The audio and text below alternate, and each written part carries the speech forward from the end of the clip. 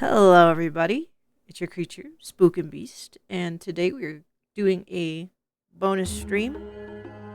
Wasn't planning on doing a stream today, but because the house is empty and Kin hasn't really been doing anything super massive pretty much all day, just kind of decided, you know what, let's take advantage of the quiet house and nobody needing Kin's attention right now.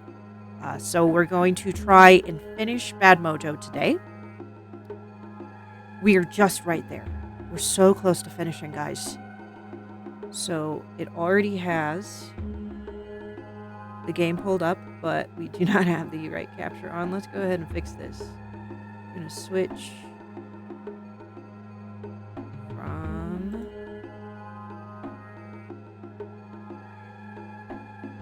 that. Now we have to edit the game capture because the game capture is probably not configured correctly. It's sorry. I probably should have done this first, but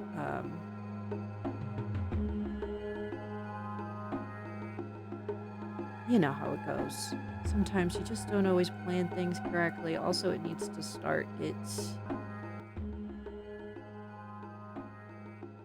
game capture over on the vertical.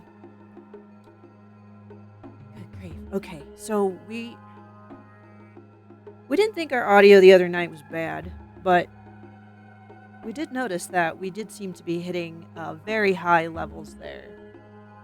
A lot. And man, that gain is just so sensitive, isn't it?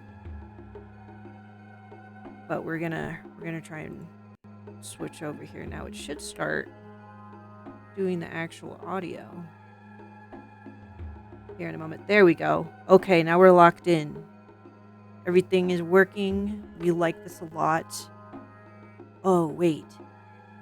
Oh, shit. What was our last? It was Fuse, wasn't it?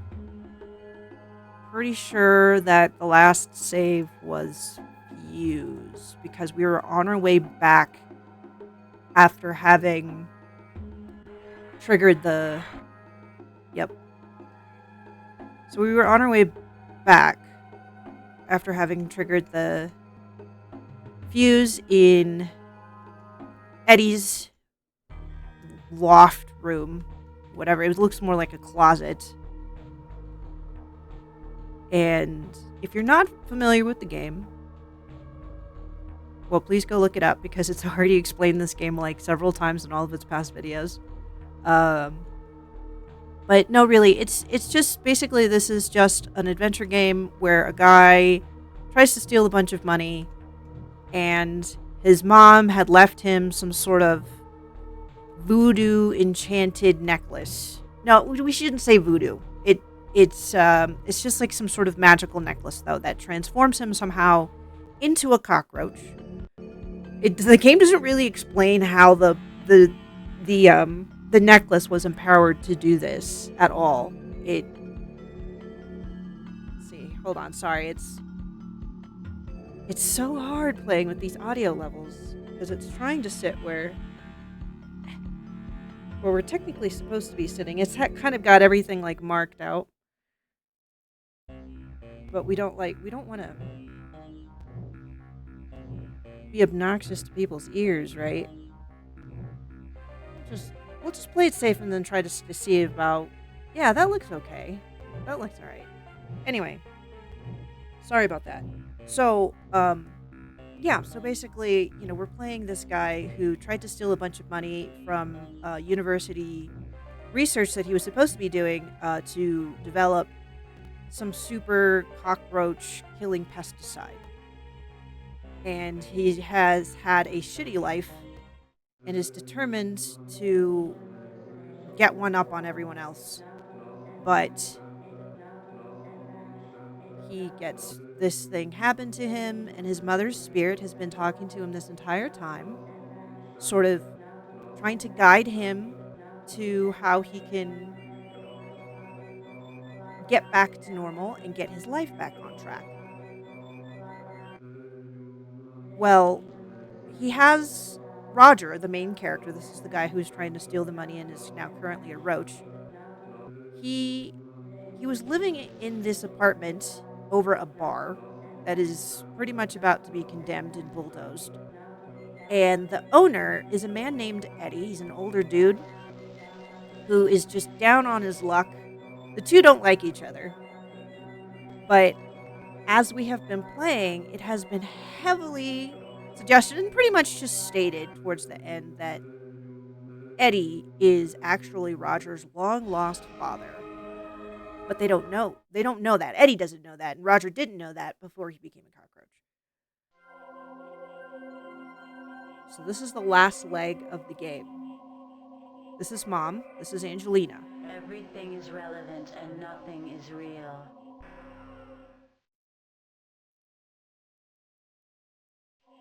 Time now has meaning and the bell tolls for thee. The spark is ready and waiting. You barely have time to act.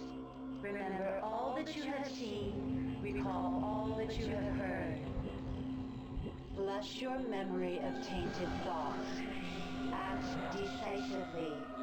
That which smolders may awaken the dreamer. Run from the fire, but not the flames. The answer is family, not fortune and fame.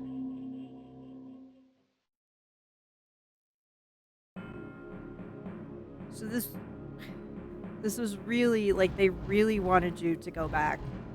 You cannot save Eddie. So in another screen, we had trying to get through the kitchen. We were trying to make it to this objective, and we ended up actually turning off the gas pilot light thing. So the flame went out, but the gas was still filling the room, and it's now filling essentially the whole building, is what they're suggesting. In this room, this was the bathroom. This was an earlier room. We had Eddie come in here at one point and leave a lit cigarette on top of this urinal. So we're going to see if it's burned down now. Yes, it has. I thought that it would be in a different spot, but it supposes what we're supposed to do is maybe push this to the floor and then have it touch the paper towel, because over the urinal is a fire alarm. And the idea here is that we save Eddie and we get the perfect ending. We think. We're not sure if it was necessary for us.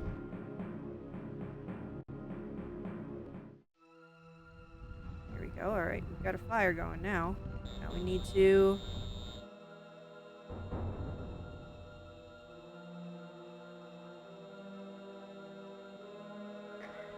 That's it. Get up, Eddie. Wake up, men.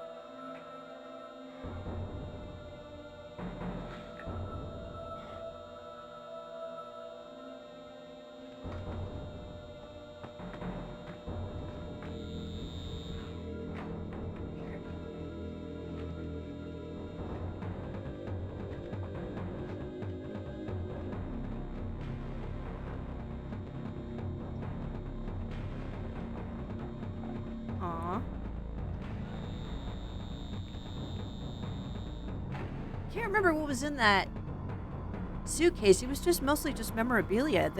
That mattress, by the way, is completely filled with money.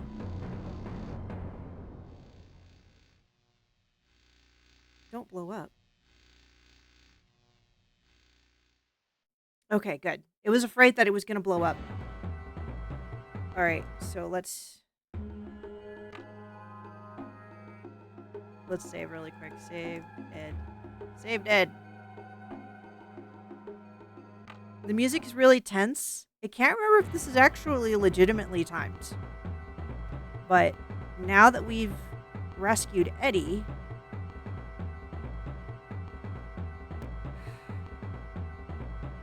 I can't remember what we're supposed to do to actually wake up our body or get our body back to normal. Is it that we're supposed to crawl into our mouth? The problem with that, though, is that, and it also doesn't remember which tunnel it is. The problem with that is just mostly that,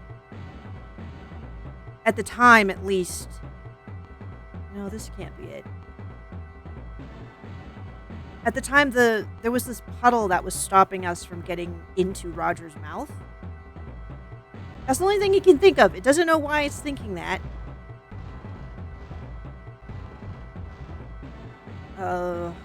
It can't remember which room it was.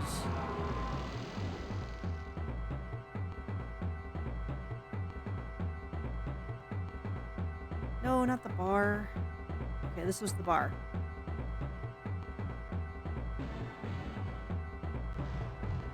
Was it? No, go back.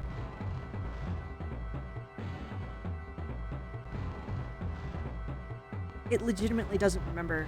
And it's going to be, then maybe we can get the bad ending if we see, if we really screw this up. But it's trying to get the perfect ending. Okay, this is the room.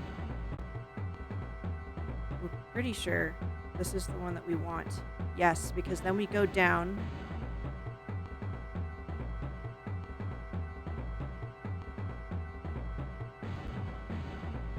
And we're going to try and go down the table leg.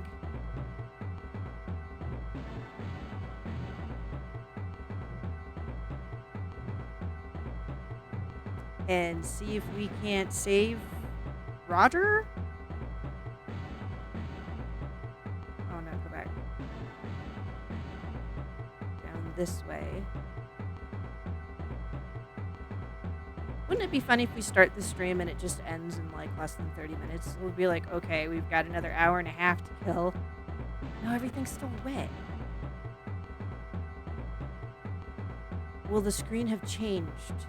Sometimes you go back and things are different. See, the cockroaches aren't there anymore.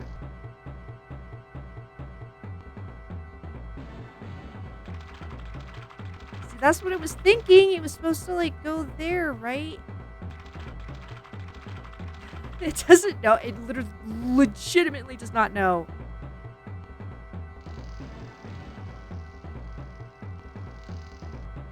Let's go talk to Mom. Maybe that was all we had to do. Yeah.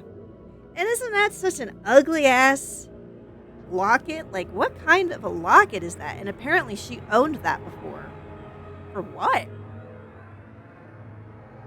They don't give a lot of background about who Angelina is. Yay, Roger woke up. All right. Get the cat. Maybe get your stuff too. Get that money. Come on, man.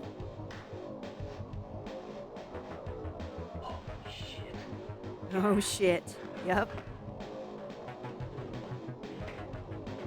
Where's the cat?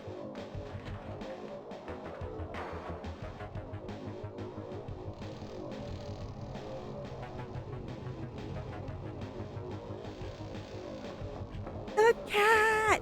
No! What's going on there, Sam's? Didn't you smell the cat? Yeah, but we saved them both. What the hell was that? Hey, where'd you get this? That was my mother's. Oh my God. I gave that to her. Your mother's? My Angelina? What are you talking about? No. Roger, you not remember? You don't remember? You? What? You're my father? Yeah. I must be. I don't freaking believe it. I don't believe it either. But how else do we explain this? I don't know. Let's get out of here. Eddie Let's told me about my book mom it, old man. and about the night she died. He felt so bad that he gave me up without even thinking about it. He regretted that all these years. I felt kind of guilty about blowing up his bar, so I took him with me to Mexico. I bought him a little oceanside cantina in Belize, where he does pretty good with the tourists. Me? Well, I set up a little lab down here to study roaches in the rainforest. And Eddie and I get along just fine.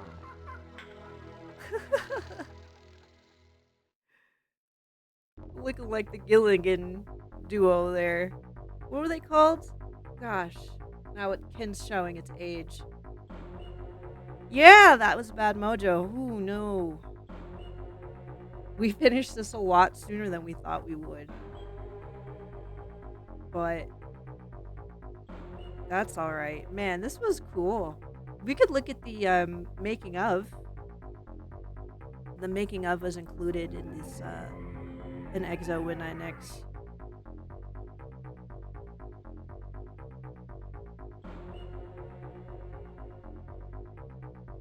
Should we sit through the credits? It always likes to kind of sit through the credits.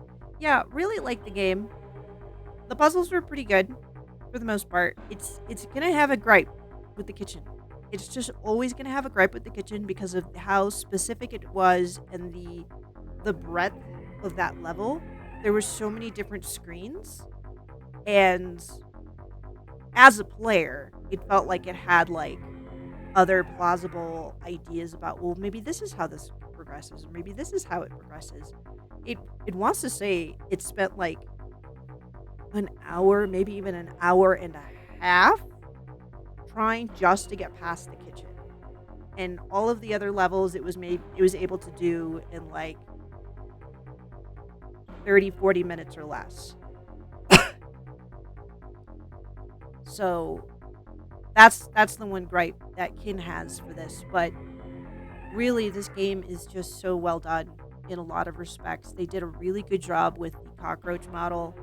As you're climbing over different terrain, the cockroach kind of turns and shifts, and it kind of really gives you a better sense of depth. There's obviously, like, they put a lot of thought into the environments, a lot of thought into how to communicate to the player without any tutorial. Though maybe there might have been like a booklet. A lot of these games had like Feely's booklets, manuals that you were actually meant to look at before you started playing. It wants to say this one didn't. It used to actually own a physical copy of this game back in the day. But yeah, the way that they kind of introduced like mechanics, like, hey, okay, as a cockroach, you're very light, you're very small, you can't push around certain things, but you can push things that are light enough, right? They also had really good signaling for dangers, like, all right, there's dead cockroaches stuck in this water or this paint or this, obviously the cobwebs. So you just knew instinctively, like looking around, like you'd see the environmental clues and you'd be like, oh, okay, that's a no-go. So trailer, it wonders if the trailer's just the intro. We can check it out. Let's putz around a little bit, and then maybe after this we might actually switch to Dead by Daylight. It doesn't really like playing Dead by Daylight solo, but they apparently they enabled a new drops just a few hours ago. which is ironic because just yesterday, Ken had started playing Dead by Daylight in earnest again. So we might just go ahead and switch to that and do Dead by Daylight for a while with drops enabled. You will not see pro gameplay. A lot of the perks and builds Ken has forgotten. It also does not remember, like, just what certain killers can do. It has no idea what the current meta is. So every time it looks over at its audio capture, it keeps like looking like we're kind of getting too much into the red, but we don't really. If we like tweak the mic gain down too far, it. Well, here, how about this? We can oh gosh, how do you do it again? Is it? There we go. We had to free our mouse. 1 second. So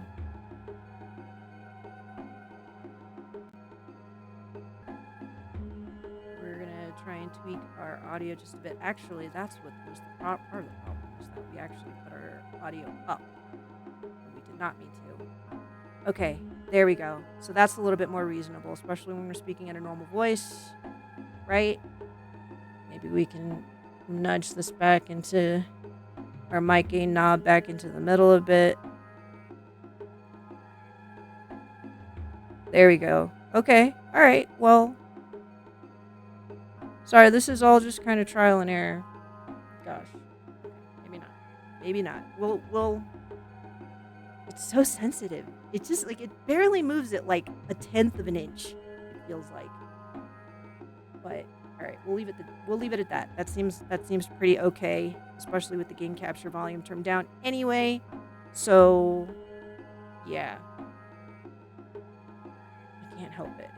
Let's just keep tweaking it. All right, we're gonna go back here. We're gonna check out the trailer. Maybe look at the making of video in the game files. It's pretty sure that this is just the intro. This looks like it's from the makers of Iron Helix, so that is a game. It was wondering if that was like it was having like a blip and just misremembering.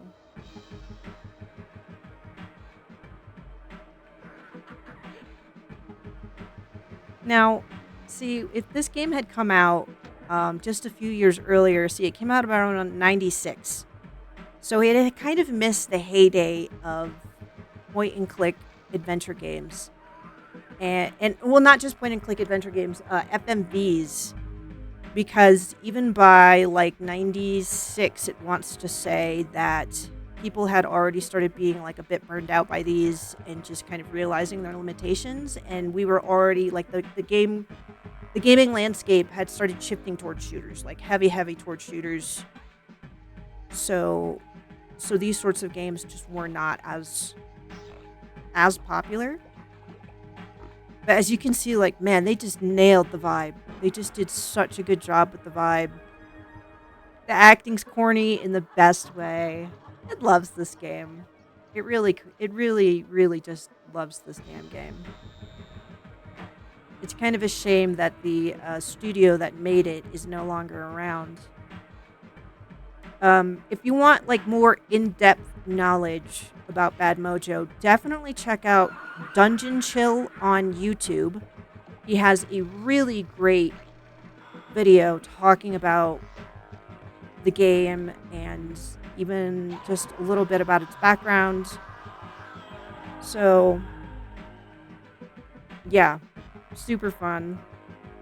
Loved it, enjoyed it. We kind of want to keep up with the FMV, jank. So we might go to Ripper after this. It was tempted to do the very first Alone in the Dark, but it feels a little bit more confident about doing Ripper. It's afraid that if it tries doing Alone in the Dark, it's gonna be having a hard time. But yeah, all right, let's get out of this. We're gonna have to switch our our display again. So we're going to have to go boop, boop, boop. And 1 second as it switches its vertical recording as well. Okay. So let's here they had open game folder, extras. Yeah, so there's the trailer, and then here's the making of. Oh, wow, that's a 37-minute video. I wasn't expecting that. Do we want to do that? Okay, you know, let's check it out.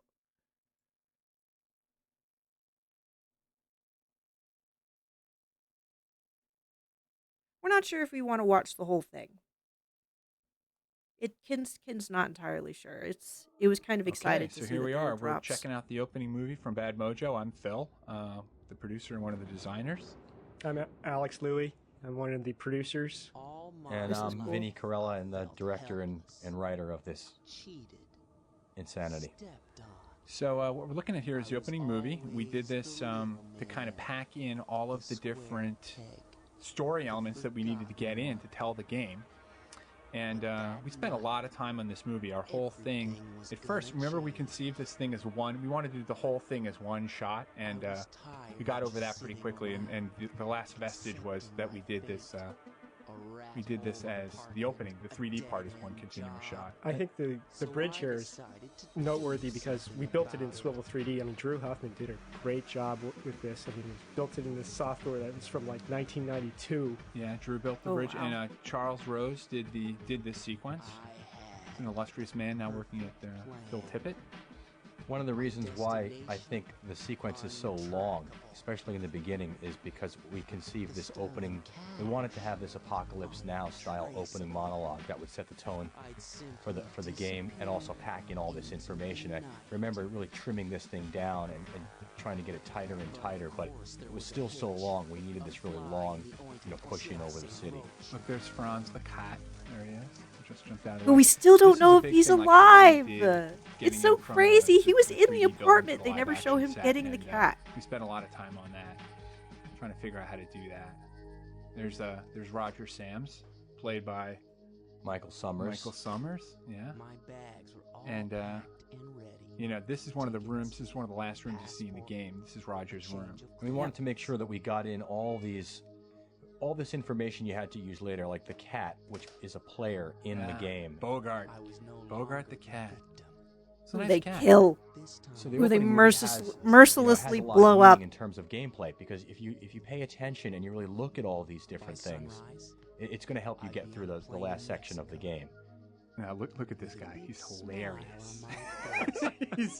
He's really hamming it up. When we saw his tape, when he did his screen test, we realized he's so over the top. We were so worried about, because the movie sizes were small, that we wanted to make sure that all the emotion read and then you could see. I think that's why we chose him, was because his facial expressions are hilarious and so over the top. See, now that's something that a lot of people shit on old FMVs for, was like this very the overacting, right? There was a lot of overacting, but they're right. This resolution, as you can see, it like the resolution even on Kin's screen, and it's has it full screened, right? But because of like this back then, you have to remember it was like, what was it, 4:6 ratio? So it was like these little box monitors that had lower resolution, and obviously the computers could not handle. It wants to say that that they really couldn't handle like higher resolution video super great. At least most consumer PCs. So, and then you had to think about like the medium that they were on, the CDs, or floppy disks. So they were like these really ultra compressed videos, often not even filling the monitor size. So they're absolutely right. Like, to have somebody who is overacting, doing these big gestures, is actually really beneficial for their FMVs, and it still works. Like, People would say like, "Oh, this didn't age well. This is so hammy," but nah, it's great. It actually lends to the charm, and it's true. It looks better this way because you can kind of even with like that grainy resolution, you can still see his expressions. Yeah, this is exaggerated. Look, there's all that money. Remember, we printed up all that money. Our office manager was saying we could get in trouble because we were counterfeiting money. And here we go. Wow. What's this guy's name again? His name is Eddie Petito, and the character's name is Mike Gilliam. Mike Gilliam. He's an old school actor who's acted with a lot of the great, Jack Nicholson, and Oh been around for wow. a long time. He was hilarious. And he was really on the skids when we hired him. And look at that. I love it because he just kept spitting in Michael Summers' face during this take. I think it took a whole day to shoot this, if not 2 days, I think. Yeah, Just this I one, think it took. this Yeah, I one think it sequence. took 2 days. Yeah, I mean, this is the set that we built in our offices. So this was built in a really small little area. We built this whole set to mimic. We built a lot of sets, but we built this one. This one wasn't mimicked really in 3D, but some of the other sets actually were built as 3D sets and live-action sets. I think it's funny here that he can see the money through the closed suitcase. And then we had to get this thing. You might want to lock it. We really Yeah. worried about people missing the hints. We wanted to make sure there were hints in the opening movie. It's pretty telegraphed, yeah. It is. You know, We now were so looking back worried on that it, the it game is. was going to be unplayable, and that people weren't going to understand what to do or how to do it, because it's pretty esoteric. It's Right. not like a Yeah, typical it's like, game. oh yeah, lock it. The locket.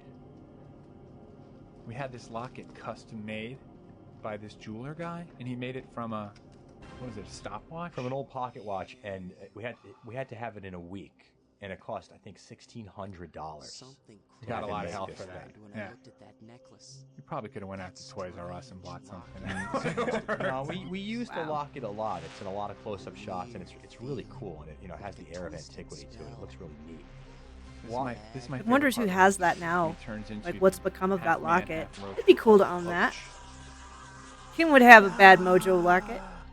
Remember that? We shot That'd be that. great. Rehearsals. The rehearsals Michael were funny. Summers was hysterical. My brain Thanks to we had some my cool special knees effects. buckled. Thanks to And then Daryl Flowers. there was Remember him? black. I do. Our grip, yeah. The warm And here's a locket that's and somehow Susan comforting Vulcan in feeling there. of She's darkness. the Oracle. The interesting part here is this screen's upside down, and in the game we had to do it that way because we had to make it right side up in the Into game. night of Yeah, my we kept soul. using this circle thing. There's circles throughout the game. Circles, circles, circles. Like the locket's a circle, his eye's a circle. We have a lot of eyes in the game too. You're going to see all repetitive motif. This Love is the this. sewer chamber. Love this high resolution cockroach that we made. Yeah, Greg Smith made that Yeah. cockroach. Greg Smith. And now we're into the game itself. Okay, wow. So is this going to be like a quick playthrough? Surely not. No, they're going to just talk about it. They talked about the intro. Well, we knew we wanted to have a graphically rich game, but we also knew that the load times for CD-ROMs was a huge problem. So how do you load these graphically rich screens and not have a really long load times for the user? So we figured that if we had a really small sprite-based character, like a character 1 inch to 2 inches tall on screen, that we could sort of preload the screens based on where the character was moving and such, and what direction he was going in. Could we do a game with an insect? An insect is small. And what would be interesting? And obviously we weren't going to do ladybugs or grasshoppers. We were thinking of things that had some edge to it. Scorpions, although scorpions aren't insects, but spiders.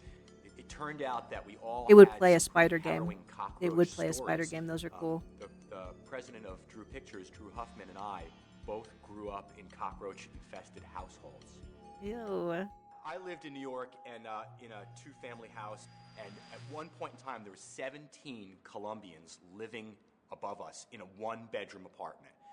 So needless to say, it was very noisy up there, but also it was quite squalid, and we had just an incredible cockroach infestation in the house. I mean, I remember routinely waking up at night as a child with cockroaches crawling on my face. Oh, They were God. always in the No. bathtub, they were always Oh, in no. the sink, Hell they were in no. the stove, they were Wow. everywhere. I mean, there were just cockroaches all over the place. Drew had several Why? harrowing cockroach stories, but one of the most interesting and hilarious. Sorry, it's and also scooted disgusting back was because it was just the so fact when like he woke up dismayed. with just an agonizing headache in the middle of the night that he thought was a brain tumor. and he heard this, the way he describes it, like the sound of a kettle drum in his ear. And he was rushed to the hospital by his mother, and in the emergency room they discovered that he had a baby cockroach in his ear. This thing is like microscopically small. It's as big as a pinhead. No. If you've ever seen a baby cockroach. And this thing was dancing around Drew's eardrum, pounding on it and causing him just...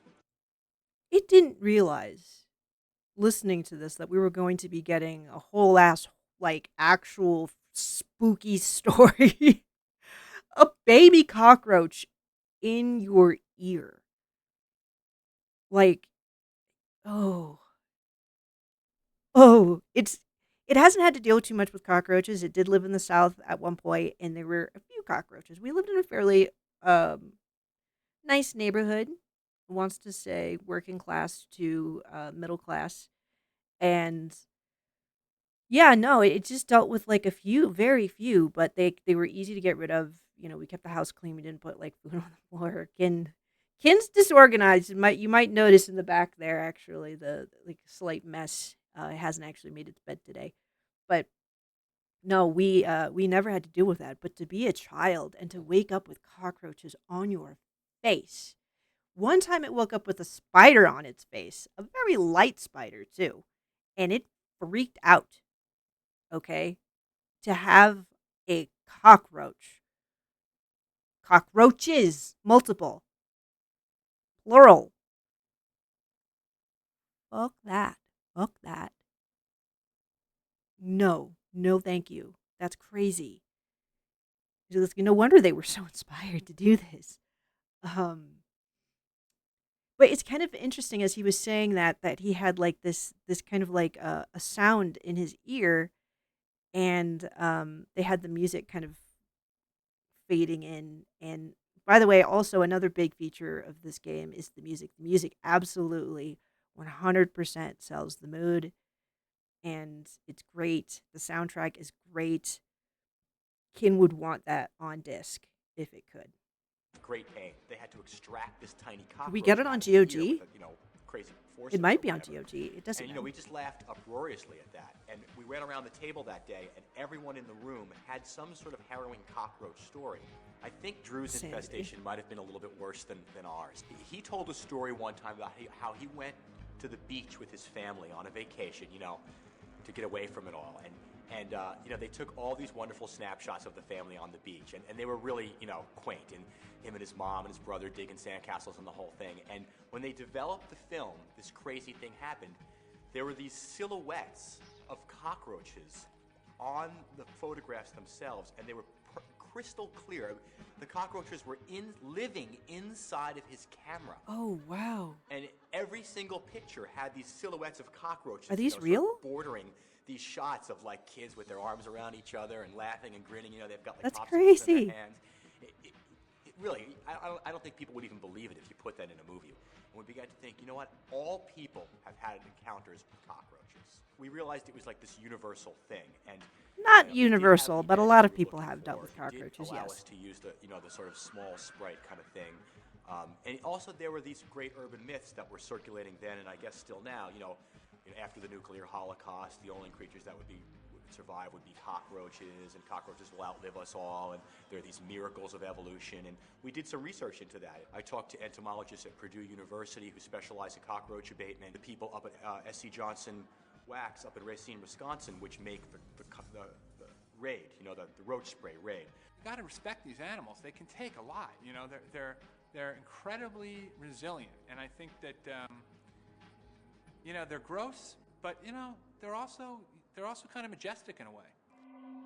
I wouldn't use the word majestic, but they are Remember those Raid interesting. commercials with those little cartoony roaches, and they're giggling and laughing and doing all that kind of crazy stuff? I mean, the game was originally going to be this funny thing. The game was about kind of being gross, and it was meant to be sort of a parody. And they were going to have, characterizations and funny voices, and they were going to just crawl on your toothbrush and gross you out, and they were going to, in a way, it was almost going to be like roaches getting back at man kind of thing. When Vin and I got involved in it, we took a different approach. We were both big fans of David Lynch, and I think Blue Velvet had just come out, or it was right around that time. And we Good wanted movie. to make it weird. So we tried to make it dark. Okay, Blue Velvet. If you have not watched Blue Velvet from David Lynch. Just don't even continue watching this VOD or the stream if you're actually on. Go watch the movie. Go find it somewhere. Go rent it. It's a very, very good watch. Not going to say it's like a party movie. It's not like a super happy movie, but it's just like really interesting cinematically and narratively. The exploration of kind of like this domestic suburban life with this darkness lurking underneath.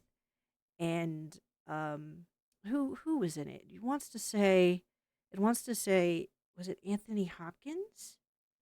Is it Anthony Hopkins? Here, it's gonna look on its phone. He is the film's main protagonist, or not protagonist, antagonist, excuse it. And gosh, he is diabolical in that film. Very good. Very well done. No, not Anthony Hopkins. I doesn't know why it keeps getting Anthony Hopkins and Dennis Hopper mixed up. It's got Dennis Hopper in it.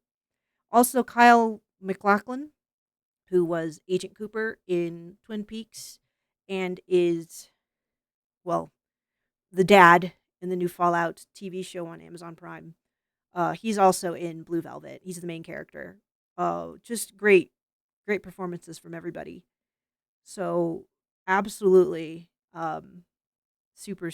Sorry, they mentioned that, and then now, of course, Ken has to go ahead and pause everything and geek out about it. But it's just really interesting hearing them talk about how they were inspired. And creepy, and our overall vibe was, when in doubt, make it strange. We didn't want Yeah. this to be a typical game. We always wanted to make a game that was a little bit more mature and that conveyed something a little bit more literate than just, killing dragons or smoting monsters or whatever. We're both inspired by Kafka's Metamorphosis, about this guy that, through some mysterious circumstance, gets changed or transformed into a cockroach. We wanted there to be some sort of classic backstory to the whole game. We tied the cockroach to a guy who gets turned into a cockroach. And because of that, we wanted to know why. Why was he turned into a cockroach? What were what's the point of this whole thing? And ultimately, They say why, but they don't explain where this power or supernatural energy, magic comes from. They just there's a reason behind it. Angelina's spirit is trying to reunite Eddie and Roger, but how? They never get in that. we referred to Joseph Campbell and a hero at the Thousand Faces and put him on a quest. One of the classic hero's quests is the son's search for the father. He doesn't understand who he is, where he comes from, or how he got the way he was until he turns into a cockroach. As a cockroach, Except for the fact that when he wakes up, he doesn't remember apparently anything. We crawled over all of the papers, read all of the articles that you could find in the background that really adds a lot to the story. And at the end cutscene, Roger remembers apparently none of it. He's like, "What are you talking about, old man?" Really, dude? You don't remember? Angelina's fucking ghost was sitting there telling you basically point blank, he's your daddy. That's your dad.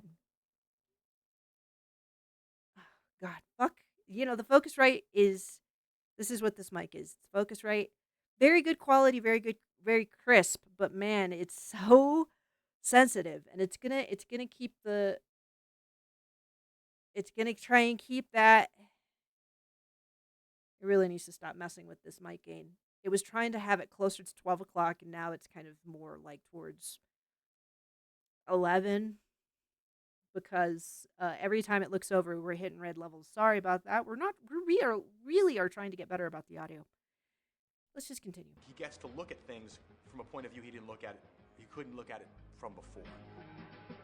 Yes, he just didn't remember any of it.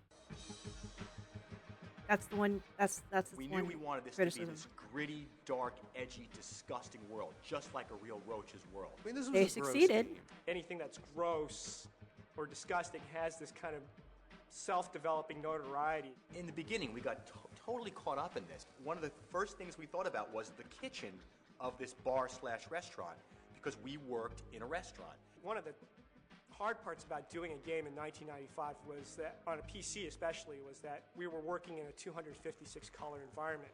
We wanted it to be hyper-realistic. We wanted it to be exactly like you were a cockroach. The stainless steel countertops and the tile floor and all this spilled grease and bacon and all these things that we had seen cockroaches crawling on when we were busboys in this restaurant. We tried to do everything in the 3D applications, and we were... What restaurants were you working at that had this stuff? That had this problem? What places were you working at that had cockroaches crawling over the fucking stovetops? Maybe it's just a New York thing. You know, like no, it feels like today, like a place like that would just get shut down. discovering that, well, at the time, I mean, 3D applications were a lot more primitive than they are now. You know, I had a Power Mac 8100 that had 96 megs of RAM, and that was the most RAM anyone had ever heard of in a computer. I think the RAM cost more than the computer cost. We telescoped out our work schedule at that point and figured we would have been done with the show about now. We were never really good at planning things out. Really, our backgrounds were as filmmakers, and we were good at making something visually compelling. We created this little cardboard jig, that was basically a screen. And we would take this jig and we'd move it around and look at things and look at the floor and put it over objects and on countertops, getting on our hands and knees. In fact, getting on our bellies and crawling. You know, looking at the floor and thinking about how cool it would be to show this, They how cool really it would be to show that. We call it want to drive-in hammer in how roast. dedicated So they rather were. than sit down and come up with a design document, which you would do today, you know, you would probably spend months and months in development just on creating a design document that would tell the artists and the engineers what to do. We didn't do that. And we test an idea out visually just to see how something would navigate or how That's something interesting. would look, how Okay. it would work, how we would light it, how it would play on screen. It's actually a really... Okay, and also here, nowadays wondering if this is on GOG. So it's wondering if it might have to actually not, like maybe when we try to post this on YouTube, we actually like axe this part off. We might have to, but they're talking about things like in a retrospective sense, as if a bunch of time has passed, because he's talking about how like they didn't use a design doc like today. There was one guy reminiscing about having his old computer that only had like 96 gigs of megabytes, not gigs, megabytes of memory. And it's just okay. So it's wondering like when was this put out? Like when did this come out? big pain just to develop colors that were kind of close to each other so we could have something that looked good in 256 colors. We wanted the player to be able to explore every square inch of this apartment building, everything, and just explore. You know, let's let the person go out and explore everything underneath the rug, underneath the table, under the hot water heater, every wall. It was pretty every ceiling, comprehensive. every floor, every table, every chair, everything was going to be navigable. We Right up realized to that this was just, being able to. for two reasons, was just not going to work. First of all, the artwork would never. But they did add some stuff that wasn't necessary. Like you could crawl around on Eddie. There's this whole area in Eddie's room where you can climb up onto the bed, crawl over his sleeping body, and just go around on his face. It was gross. Fit on one CD.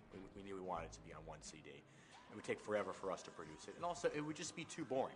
You know, navigating across a giant cinder block wall sucks. It's not fun. Vinny and I Yeah, were looking the at scale games was a that little we bit had early smaller. on. We had like health meters, and we had inventory, and you were gonna hook up with other roaches. and breed, and Inventory? there was all these. There was a lot of Breed? Like, asset or Hold on a second. Did he just say breed? Oh no, we broke it. and there was a lot of like asset or resource Pretty sure that's what he management said. in the game. And ultimately what happened was we were essentially a year out and we were still like figuring out what the game was, and so we said, let's strip away all that stuff. It's all gone. Phil and I reached the point where we had said, okay, enough's enough. You know, we can spend 6 weeks modeling a stick, or we can just go out down the block and take a picture of one. And that's where the infusion between the 3D and the photographic stuff started developing. This was high concept. We ran out of time, and we decided that, well, he's getting closer to being a real human being. He should have photographic stuff around him to kind of show his journey. Basically, we punted. We came up with the concept of, we called Islands of Activity. So the gameplay would take place in these little islands, and you would traverse from island to island with your cockroach. So you wouldn't have to go through 30 screens of blank floor to get to the next island. You'd go across 3. So we kind of truncated the world, and took some shortcuts. The whole game takes place in this San Francisco waterfront dingy bar, Eddie Petito's bar. And we locked ourselves in a room for, I don't know how long it was, 2 weeks, a week, I forget. We just hashed out the whole game. The hallmark of an adventure game is that there's a puzzle. The player has to solve some sort of visual riddle in the game world in order to move on to the next level. We would draw it all out on paper, and sometimes I would make massing models in Swivel. I would just mock up what we thought the room would look like and what you were going to do. We hated the idea of puzzles that were removed from the natural game environment. We wanted to make sure that all of the puzzles were seamlessly integrated into the game environment, so you were never removed from it. So everything was restricted by what could a cockroach really do? A cockroach can only do so many things. Ultimately, it was 4 keys. You drive a roach. That's it. And we did that. Ultimately, I think we did it at first because we felt it was our safest bet to get the game done. But as a side effect, it allowed us as designers to, it set up a bunch of limitations for us, but that was good because it corralled us to thinking about only like what we could do as a roach. I remember just pulling our hair out trying to think of things that roaches could do. It wasn't much. You could push things, you could, the weight of the roach could cause you to do things. A lot of the puzzles in Bad Mojo are what we called like these Rube Goldberg-esque Byzantine sort of action-reaction puzzles where you do something on one screen that has an effect on something many screens in the future or somewhere else in the game. Yeah, the On every puzzles level were in the game definitely, for the are most part, a animals. highlight. This guy's house is just filled with critters. There's like slugs, there's mice, there's termites, there's Did we see any silverfish, slugs? there's It doesn't ants. remember It's seeing packed full of slugs. stuff. And all the animals were in some fashion enchanted, and they had information that they were able to give you, the cockroach, to help you on your journey. Phil and Vinny and I would go and sit down, and Vinny would have written a riddle by this time that was kind of pseudo-poetic. And Pseudo-poetic is right. And we would try to fit the assets we had, for instance, vacuum cleaners or rats or cockroaches or whatever, into a kind of a dreamlike, kind of pre-Big Lebowski sort of montage of visual and audio clues. We use movies, clues, written text, objects. In some cases, the player interacts with photographs. And from very early on, we really love this idea of living photographs. You would see a photograph and you'd crawl over it, and that would cause a small movie to play, within the bounds of the photograph itself. And you'd see this little snippet, this little moment from the life of the character in the photograph. Okay, so really interesting. We're almost dead ass in the middle of this, making of. It wants to say that if this was included in the Win9X,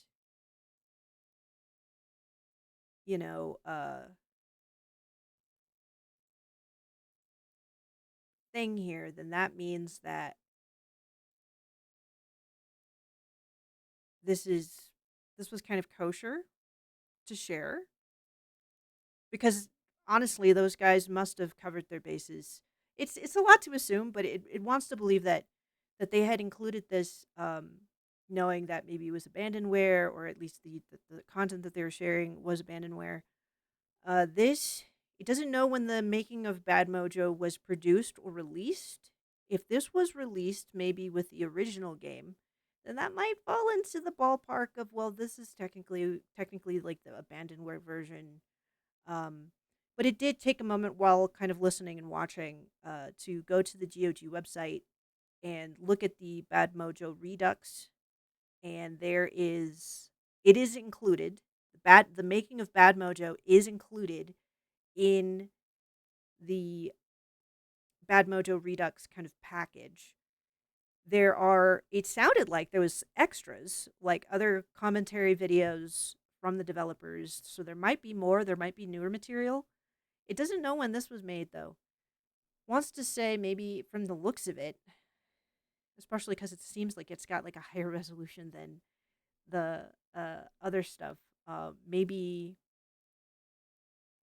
mid 2000s, maybe even early 2010s. This might have been produced and released. Um, but it's the frame, like the resolution is 640 by 480. So it wants to say earlier, like maybe mid 2000s. This might have been done. So probably this wasn't done for Bad Mojo Redux. There might be new material that is not that Exo Win 9X is not included, but just Kin decided let's just play it safe. Let's cover our asses. Go support GOG. You can go and find Bad Mojo for $5.99 if you really want to see the rest of this, or to hope who gets the money actually. Now that it's thinking about this, like who gets this? Who does this support? Who published it? Yeah, they have there are storyboards. It says developers commentary videos, plural, and then separately it said making of Bad Mojo, plus some concept artwork. They do have the soundtrack. Oh, nice. And yeah, so it's not bad. So if you don't want to just do what Kin's doing and playing the game on Exo Win 9X, and you want to get like extra, like the soundtrack absolutely is worth the $5.99, 100%. And actually, it's pretty sure Kin owns this, right? No, no, we don't. It was because we already owned it on disc. But it does have some little extra goodies in there that it thinks for the price point it's worth it. So, but we're gonna just stop, just in case we don't want to, you know, go sharing things we're not supposed to. Plus, quite frankly, it's kind of feeling a little antsy just sitting on camera and commenting the uh, on the gameplay here. So what we're gonna do instead is we're gonna switch and do a little bit of Dead by Daylight. So 1 second as it switches over its game captures and its screen capture. And we're gonna launch. We also need to update our categories.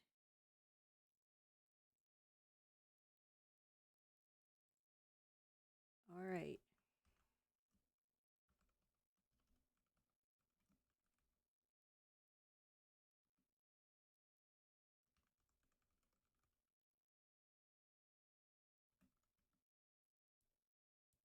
Oh, it hates having to come up with stream titles. It's like it kind of just wants to name what it is and just move on with its life, but it has to come up with something that might catch people's eye, doesn't it? Let's see. Solo DBD adventures. Come chill. Drops. Drops enabled.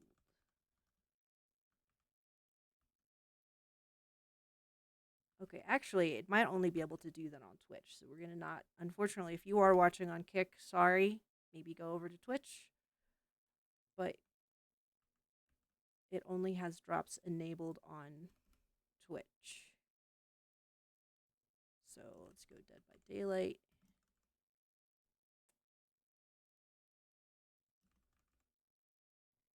It's hopefully we'll have a few matches that are not complete and utter trash. It's got like maybe 2 or 3 matches that it might be able to manage to squeeze in before it has to get off. Get off of the stream. So hit update. That should be working now. All right. Alternatively, we could play someday Subnautica. It's not really part of the brand that Kin was thinking for the channel. But the other day, it started it yesterday. It had had the thing in its library for 5 years when they gave it out for free for the pandemic, but Ken had just, for whatever reason, it just never got into it. And then yesterday, oh, yesterday I was having a little bit of a tough time, and it just wanted something kind of immersive, but sort of relaxing, but sort of still kind of challenging. And Subnautica was kind of like that nice. It scratched all the itches. Ken was pretty happy with that. So we went and booted that up, and it remembers trying at one point years ago, trying to play it randomly and thinking it was like too hard to get into, and then this time around it felt a lot better. It's not sure because of maybe the quality of life updates they've made since then, but okay, 1 second. It's just wondering. This is a full screen application. Come on, OBS. Is it just because we're on the load screen still?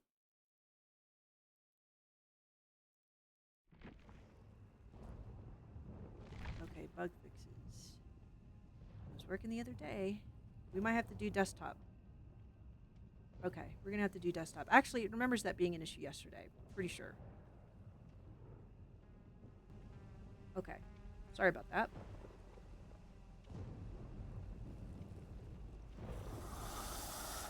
There we go. Okay. So, everything should be working. There we go. Okay, for a second it just like it looked like it was not working on OBS. What was it talking about? It doesn't remember. Let's just play. We're doing solo, so we might try to change our loadout here a little bit to reflect that. When we were playing with Hawk last night, well, this is still okay for playing solo. We could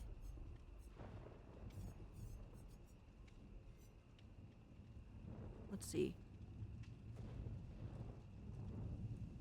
See, this would have been that would have been nice the other day, but this is it's so situational, and it really requires you to be the last person standing. That happened to Kin twice though last night. So, if it just keeps happening to it, maybe if it's doing solos, it might do this, but we'll see. Kindred.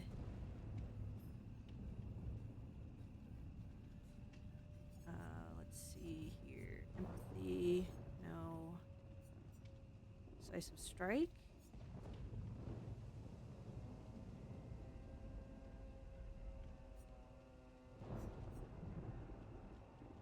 Trying to figure out. We don't know what are good perks. It kind of feels like we're going to have to start brushing up on some videos again on what's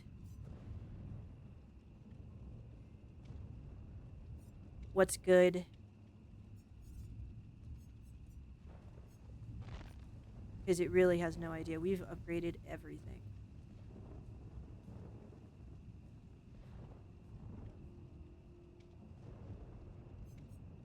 Could do that. Unbreakable, maybe. Again, it's very situational. It's always nice to have the perks that are just always going to be good. Maybe we should just leave it. Let's just leave it alone, guys. It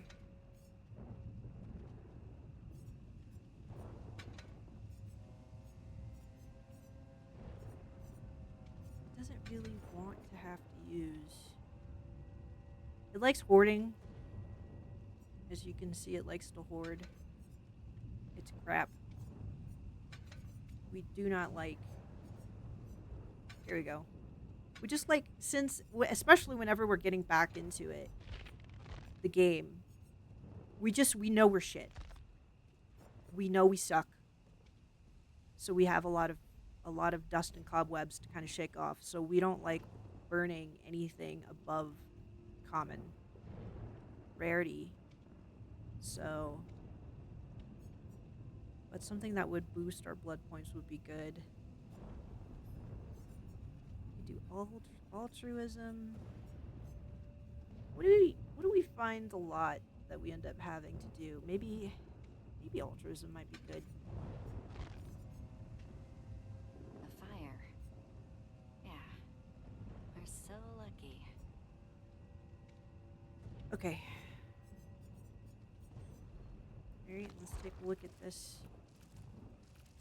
So these just automatically proc, but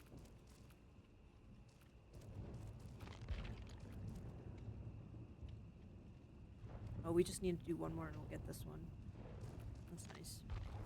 No, but we wanted to look at the tones. Apparently these are just... Hawk was saying that this is pretty much just story stuff. This is a bunch of stuff that I hadn't looked at before. Sorry about that. Alright, we got this one.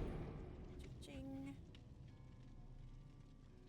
Commune with 1 green glyphs. Selecting this challenge generates green glyphs where totems appear when survivors are hooked or generators are completed. They will briefly be revealed in the endgame collapse.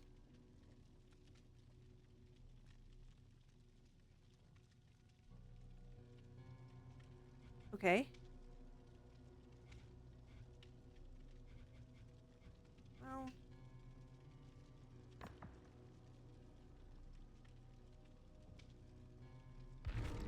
we can try. So is it that basically after somebody gets hooked,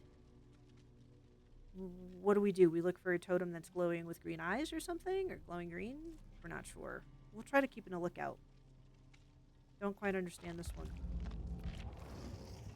Rusty, we're rusty. We know. We know. We know. What's in the old inbox? Oh, just a bunch of crap it doesn't care about. Oh, dear. Alright, well, here we go.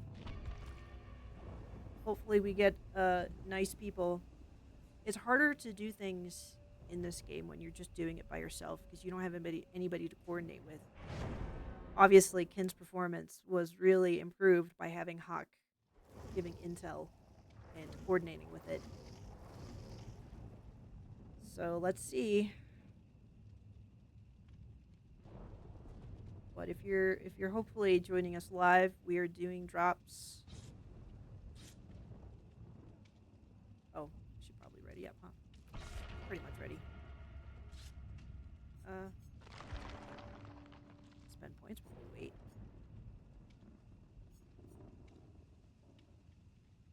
This is a nice one. Oh shit, it did it again. Okay, no more blood points. It can't spend any more blood points. We're supposed to be putting them into Nea. We want to get Urban Evasion unlocked. Yeah, that's the thing about this account. You can see from its account that it hasn't hit even 1 prestige on all the characters that it owns.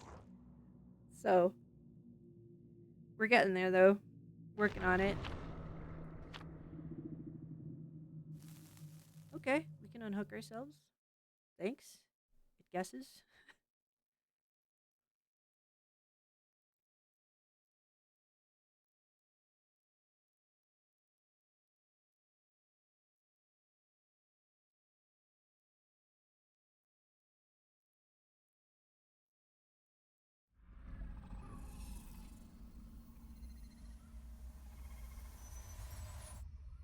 Here we go. Okay, we're working with, what is that? Okay. We all started close to each other. It's actually not Ken's favorite.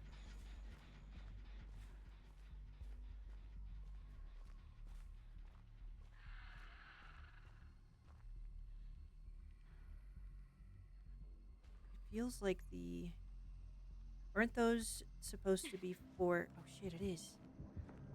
Right? What is that? It doesn't even know what that is. It has no idea. What killer is that, guys? And that's the added problem of coming into a game.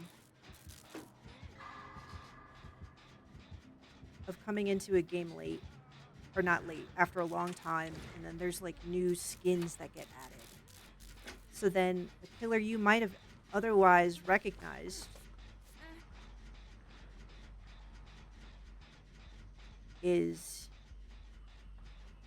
unrecognizable to you. Okay, let's go back to the general. We want to say the killer went somewhere that way, but we don't know anymore. Kind of lost him.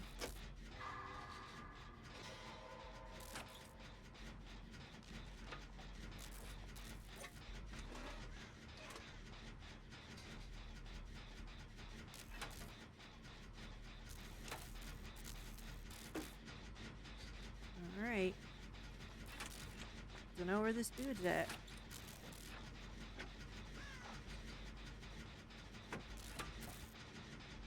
Gosh, we don't even hear his terror radius.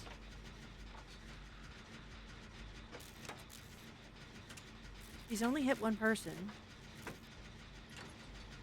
No hooks yet. This might be a slow match, guys. Sorry. Let's see here. What other... Where is he now? Doesn't know. Oh, there he is. Interesting. Is he chasing somebody?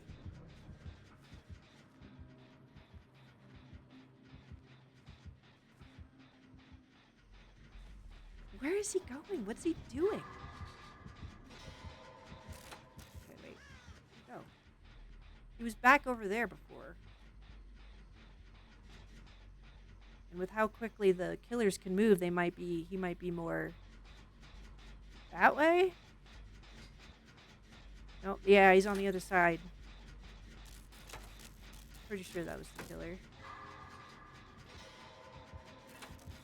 Oh, for heaven's sake. Oh, oh.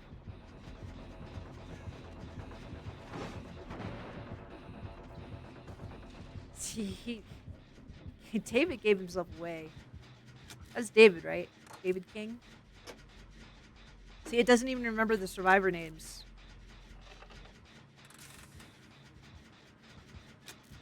We should be getting more gens done, it feels like. So either it's not being harassed, it's just getting lucky again and not being harassed for some reason.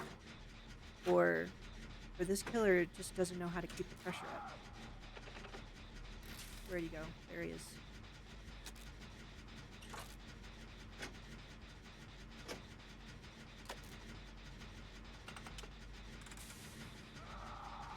Okay, he's all the way over there. Hopefully he doesn't have barbecue and chili. That was unfortunate. Got a skill check when we had to rub our nose.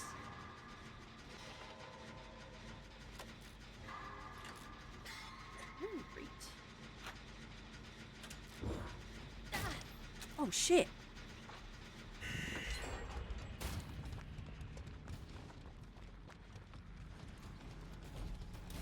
Oh, shit.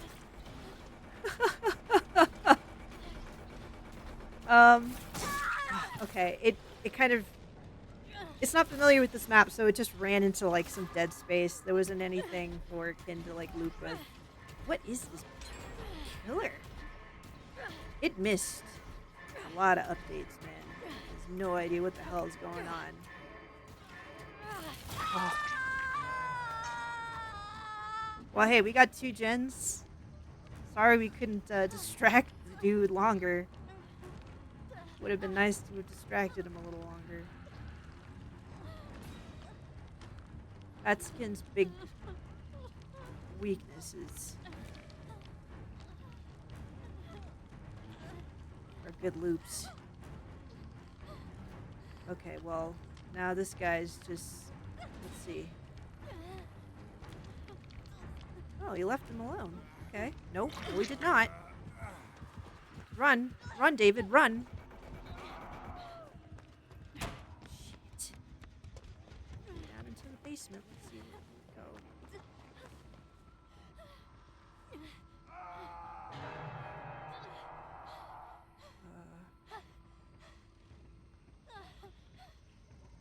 What does the EMP do?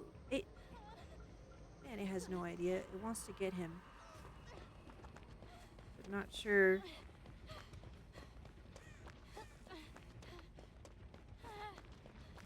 Okay. Might be might be clear. It might be clear. Okay, here, fine. Sure. We'll heal you right here. That's fine with it. Get them altruism points.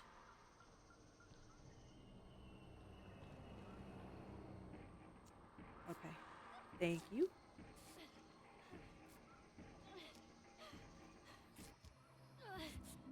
We might have to run. Where'd he go? Can't see. Okay.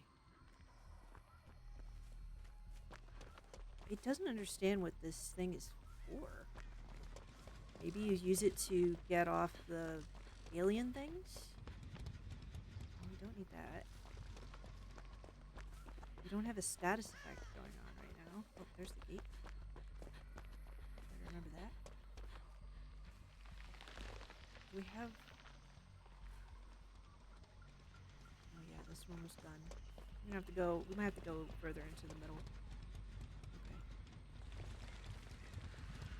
They are doing a-okay. Let's push into the middle.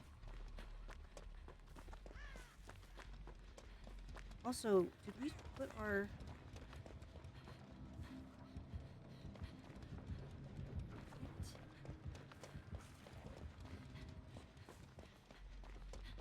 We put our first aid kit away. We don't have the first aid kit anymore. Pretty sure we didn't use it up.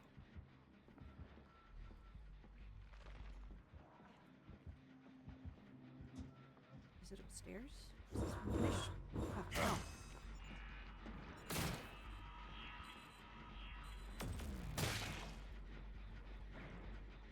Apparently that is for getting those things off.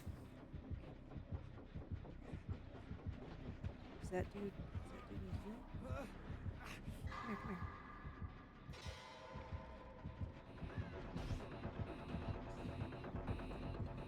Run, run, run! What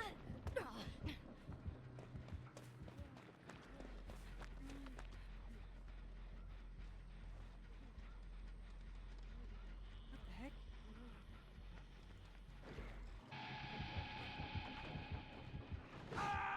Yeah. Why didn't you run, dude? Did you just go into a closet? Why did you do that? Surprised that he stayed in the building. It seemed pretty clear that we needed to get out of there. Okay. Well, let's go back. See if we can't get him off. Is that him? The killer? Yes, it is. What's it doing? Is it using the alien spores to, like, figure out where people are?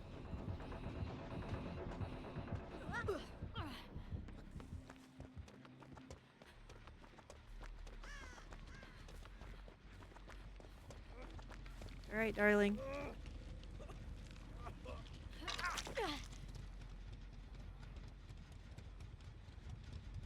Sure, we can burn the rest of our med kit. The guy isn't coming back. That's kind of nice. He doesn't camp. That's cool.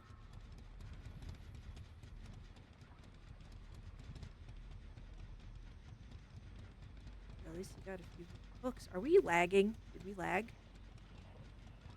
What happened? Doesn't... Oh no, it did. Something's wrong.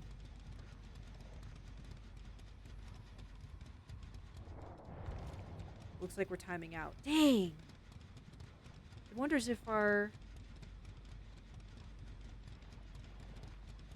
No, it looks like on OBS we're doing okay, but something's gone wrong. Well, this is the worst. It got the guy off the hook. You know, we were trying. It doesn't really know what to do here. Do you try to leave and then come back? Can you rejoin a match? What do we do?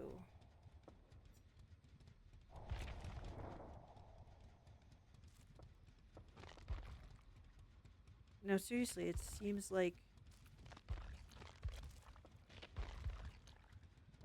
Oh, wait. Here, quit. That's crazy, you guys. Let's look on over at OBS. OBS is doing fine. That was unfortunate. That match was not going terribly. It doesn't want to get a time penalty for this. Come on, game.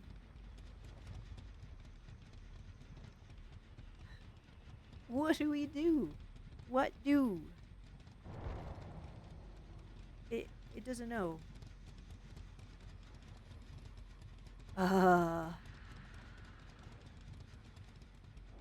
Okay, we have to quit. We have to quit. That sucks. That's crazy. Like, why? It's never seen that happen before. Like, usually if you are just, like, out, then if you DC, then you just DC. But that was, like, a complete freeze. Though, maybe for other people, it doesn't happen to Ken often. So that was not fun. Doesn't know what happened there. It doesn't see anything about, like, there being a time limit to queue again, weirdly enough. So we'll take a moment to spend our blood points for Naya anyway. It's okay.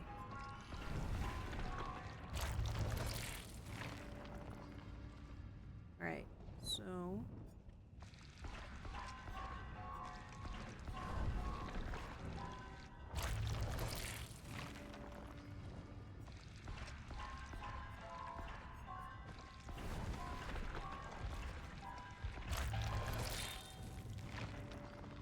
go. Perk slot 4 is open finally. Decisive strike. Oh, we don't have enough. Yep. Don't have enough. Should Kin do Marvel Rivals? Would you guys watch Kin suck at Marvel Rivals? It plays on Marvel Rivals. Kin plays Storm if it can actually lock in a DPS pick, because people always want to play DPS. They always want to carry. But if it's not playing Storm, it'll play Jeff. Okay, cool. All right. So maybe the game, like, recognized that they had fucked up because Kin did not do anything wrong. That was weird. The game fucked up. Oh, shit. But we should not. Oh, no, not this one. There we go. Wrong loadout. Yeah, we're still good on our items. Yeah. Good. Gosh, it was afraid that it was going to have some sort of penalty for that. That was unusual. But it even kind of, like, increases the confusion for Kin, because, like, what was that? What was that? Okay, it's gonna keep this at this level. Sometimes Kin drops a little low on the audio, but we're still fairly higher than the desktop audio. We actually dropped the decibels on that a bit more today. So here we go. Trying again. Hopefully that doesn't happen again. That was weird. Wow. Ooh.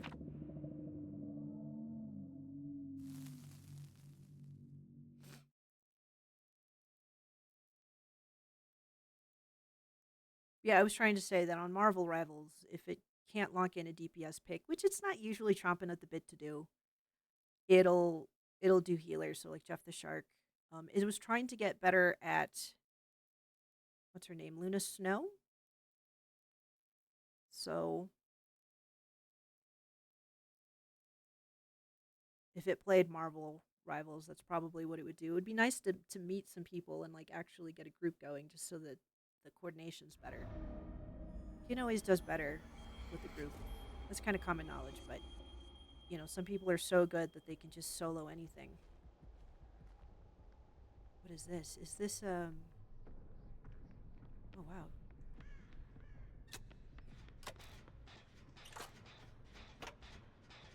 Oh, we all started in the same place.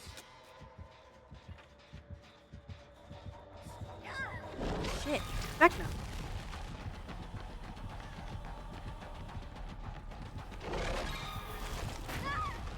Oh, no. Oh, God. He's like, you're not going to get the pallet, lady. Fine. Here he is. We don't really know where to go, though. Ugh! Ah, that was bad.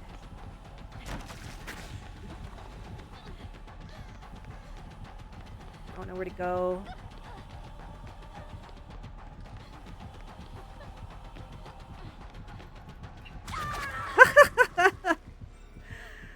Well, we were chased for 30 seconds.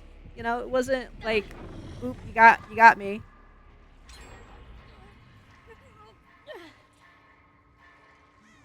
Okay. Cross your fingers we don't hit some weird bug again. That was terrible. Like, what the fuck? Why did the whole game have to glitch out like that? That sucked.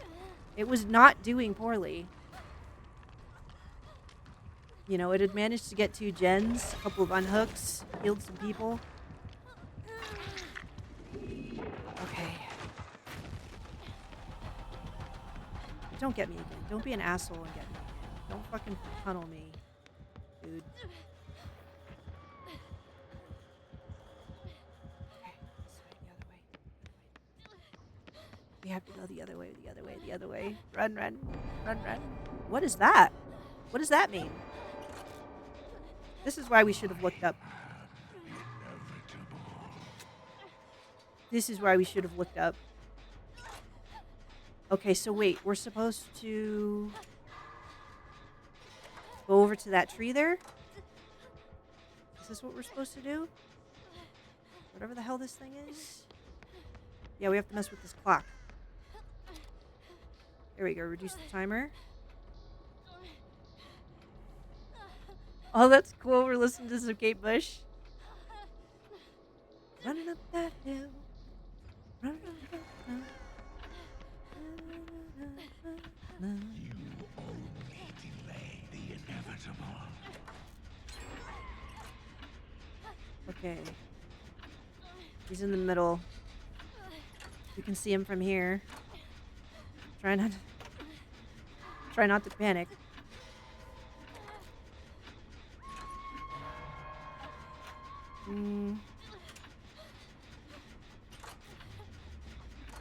We probably should go. Here, you know what? We have this med kit. Maybe we should, like, heal ourselves. That's a thought. We do need to get that person off the hook, though, if nobody else is doing it. What? Okay. He completely missed us. But we weren't quick enough to take advantage of that, unfortunately. Okay, we probably shouldn't go. Shit. This is a dead end. We need.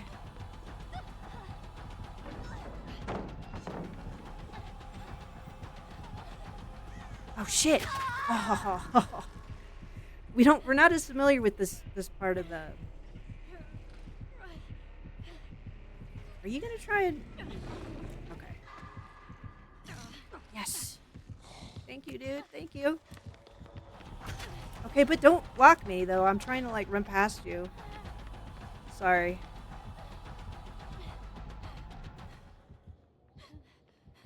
You're gonna find that when Kin's, like, kind of, like, under stress, it might flip back into nominal pronouns, but it does, it was explaining to some people that it actually flip-flops in real life quite frequently. Here it comes.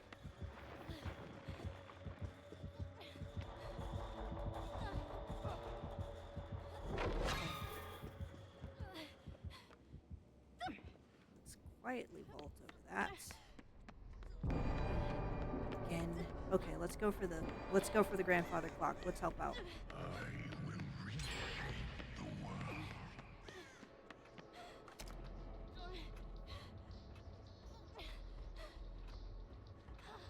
Okay, somebody else is also reducing the timer.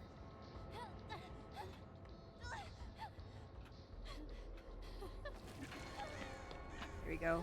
Let's see if we can work on this clock. Or this gen. We actually get a boost when we're injured. There's a totem that's active somewhere.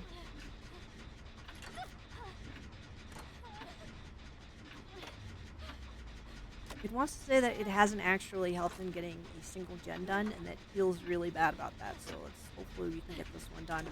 Vecna's been putting on pretty good pressure, though.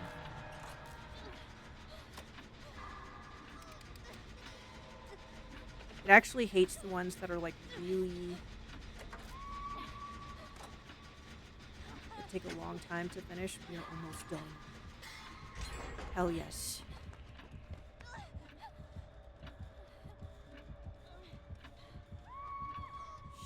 Shit.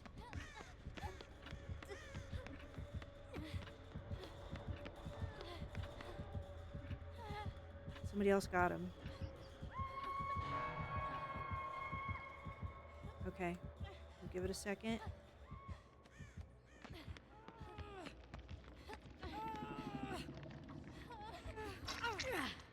Alright, lady, let's maybe go somewhere else to heal.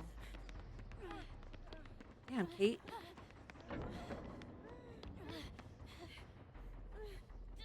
It can't heal you. It doesn't know why. It doesn't understand why it can't do it. It's not working. It's sorry. It doesn't know why it's not working. That's so weird.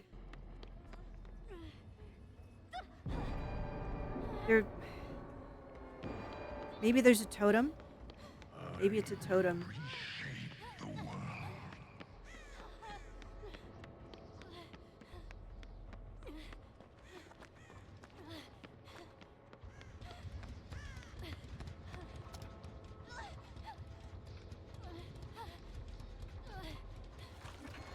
There you go. At least we could do that. That's awful. It doesn't understand why it couldn't heal. It's gonna have to look that up. Maybe there's it feels like it must be like a totem thing.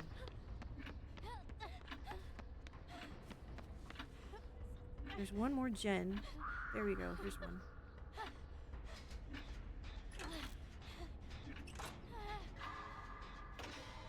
This person hasn't been hooked at all.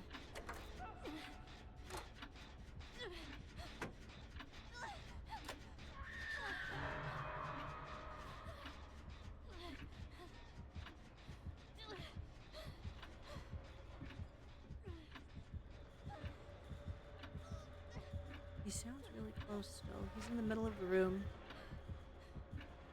Is he looping somebody in there? That must be what's going on.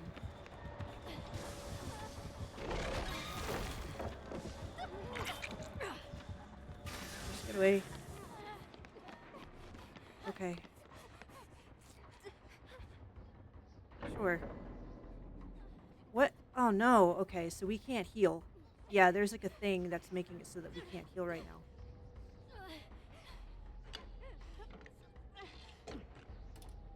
That must have been what was happening with us and Kate. Okay.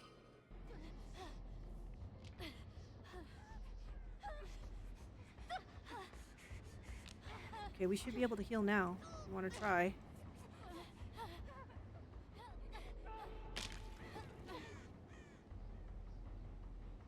Look at this. Ken's being so nice.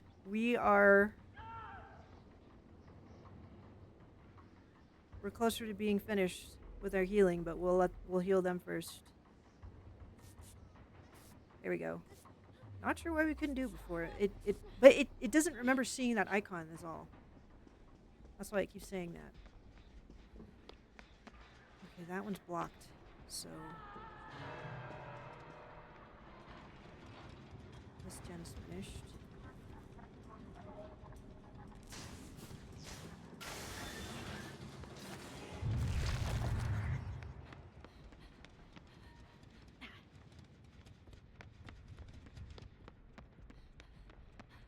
It's got the hook. It's got the hook.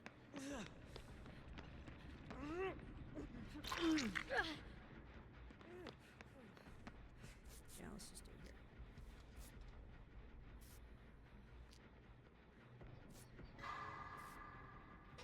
There we go.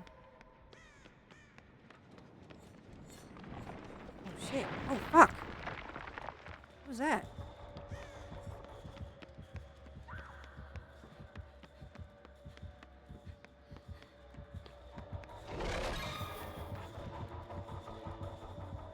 It's on the other side here? Yeah.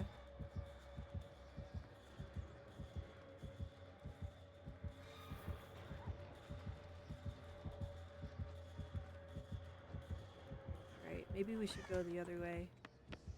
We should go the other way, but we need to find... Well, we have to find the last gen. It actually doesn't know where the last gen is.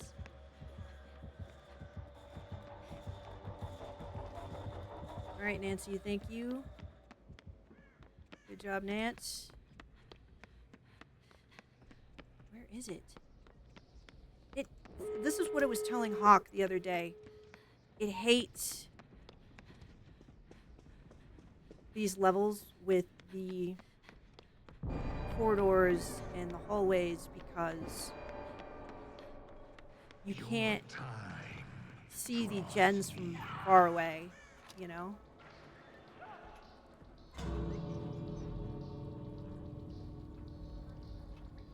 Did they open the door? That's their second hook, so they should still be good. It's not an auto death.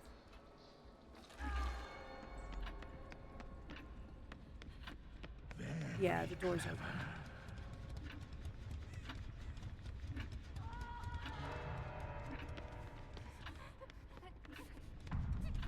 Yeah, they're dead.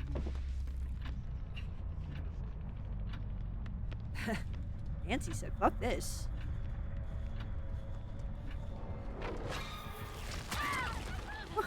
He got his hit. Okay. Bye. Bye. Bye-bye. Oh.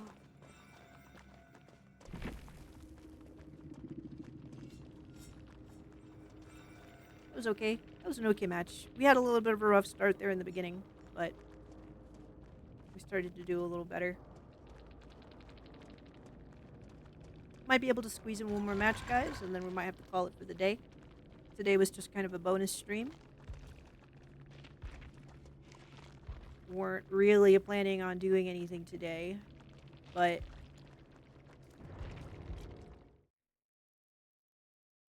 you know, just had the house to ourselves, and Ken just thought, well, why not? Especially after they did the Twitch drops for Dead by Daylight. That just seemed good. Here's the thing, though. It couldn't find any of those green glyphs that this thing was talking about. It has no idea what they're talking about with this.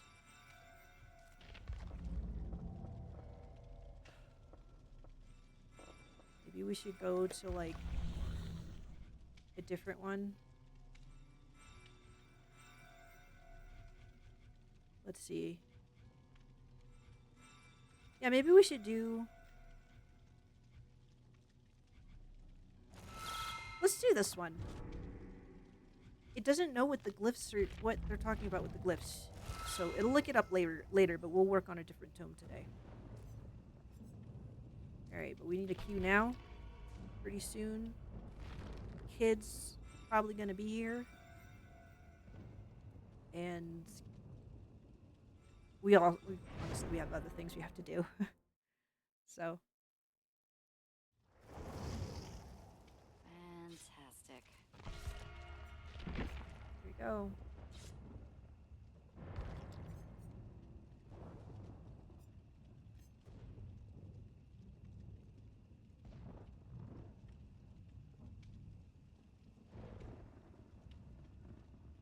It might practice trying to play the artist off screen.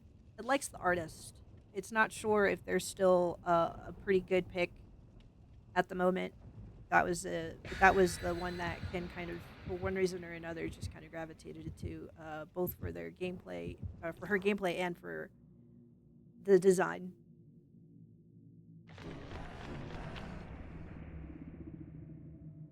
It's warm. It's getting warm. Let's disrobe for this final match of the day.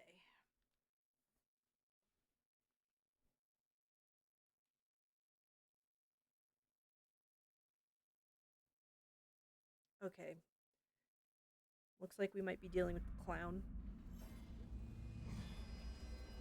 It wants to say that the tooltip sometimes gives some indication, sometimes, about who you might be up against. Cool.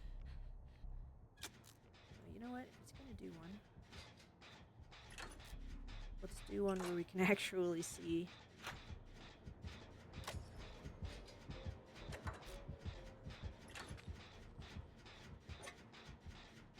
Is Ken right? Is it the clown?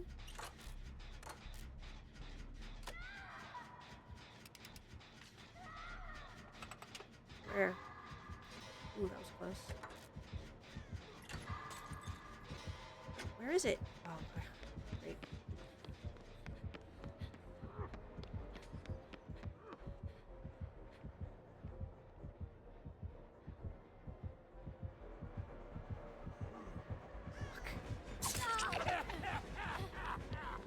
Damn it.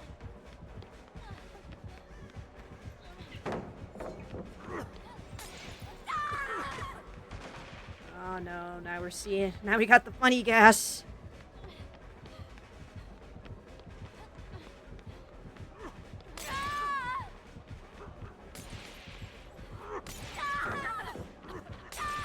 Ugh.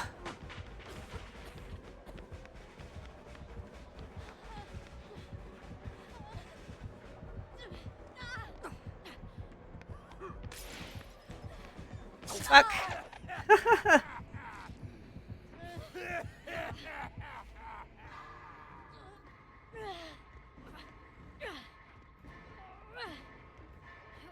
That was just unlucky.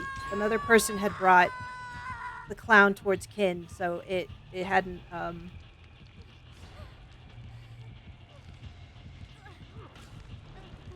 Ugh.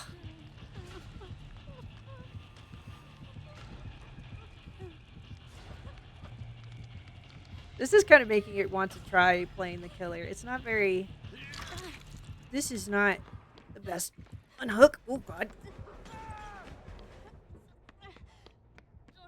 Okay, I wasn't expecting that dude to get it then. Geez, we sure have been forced to use this a lot on ourselves. Uh-oh. That person got... What? It looks like they got pulled out of a...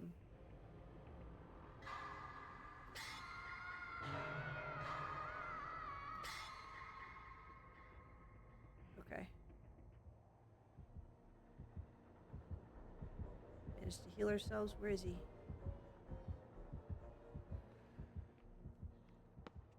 Okay. Let's see if we can get that unhooked.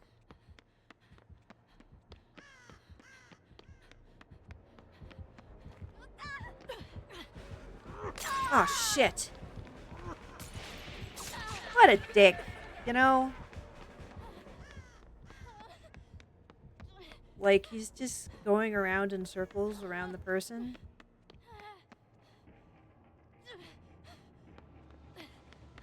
Hey man, I'd love to try again.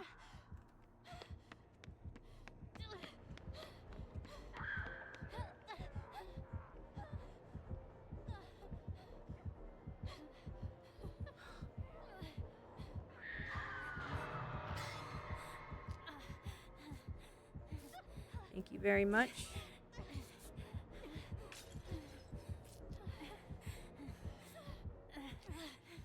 Was this somebody else that got hooked? Looks like it. Oh shit.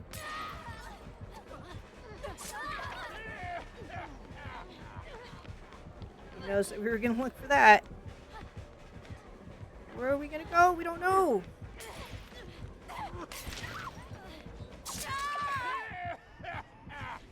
And then, you know, and then these, again with these tight corridors, it can be hard to,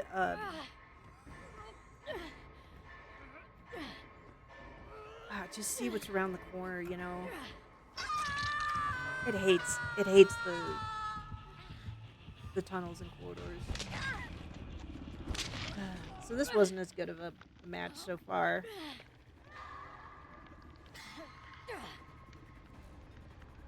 We've got 2 gens, but he's been keeping a lot of pressure on us.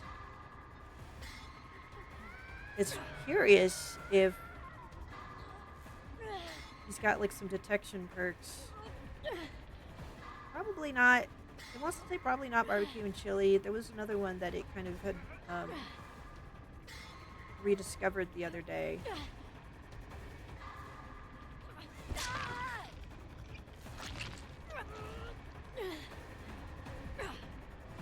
Yeah. Our rescuers are taking their sweet time. And this dude is kind of camping. That's part of the problem. As soon as he gets one person, it makes it harder to get. It makes it harder. It totally missed that. Sorry, but it's kind of. It was kind of a shit match. It doesn't really. It didn't really like that match. Let's try another one. It's one. It seems like that guy's style is like get one dude, and then just kind of use them to lure everybody else in, and then it becomes like this cycle of they're trying to get them back, but and okay, it shouldn't say that it was that he was camping. He wasn't really camping. He was walking away, but he was coming back. Like you saw how he came back, you know, and then several times he came back. Like, well, didn't he come back like twice? So that's if it's not camping, it wants to say that's close. Sorry, because then you're making it really difficult for the survivors to be able to unhook, which is how you're supposed to do it. It supposes, but it doesn't know. Whatever. It doesn't know anything about Dead by Daylight. Don't listen to Ken. It has no idea what it's saying. It shouldn't denigrate that guy. For all we know, he was a great clown player. He was keeping pressure on. That's for sure. So like we managed to get 2 gens. They had managed to get 2 gens. It hadn't done much gen work apart from the beginning.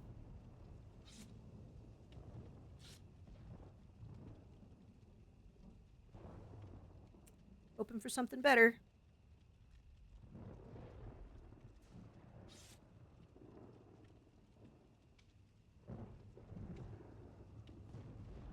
This morning, Ken was looking at. This is completely off topic. Ken was looking at crochet patterns because it's almost done with the axolotl that it's been working on the channel. We just need to assemble its arms and legs. It's literally been putting that off just so to show that process. But it wanted to have some new patterns, so it was trying to find some cute things to make. It found like a spider crochet pattern, and then there was a pattern pack that came with like 3 kind of gothy looking dolls. It wants to make things that are kind of spooky and spoopy and creepy and crawly. Creatures, at the very least. We don't mind cute, we just like spooky. So.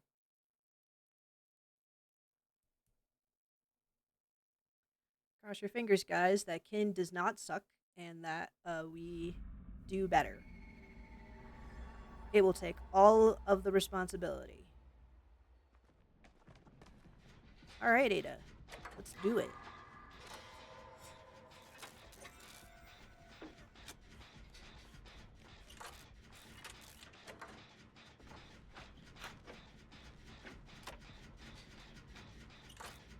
Imagine actually having to do this. Nobody really thinks about this, but the idea of, like, you're in this horrible place, in this horrible nightmare that never ends, and you have to keep preparing these things so that you can escape these psychopaths.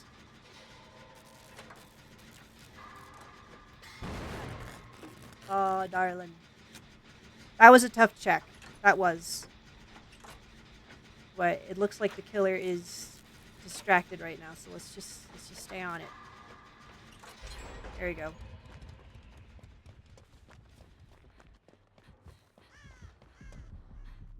What is that? I can't see who it is.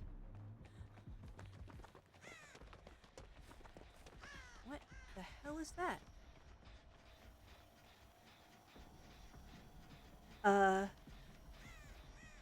Okay. Never mind. Oh. Oh, okay, good. Good job.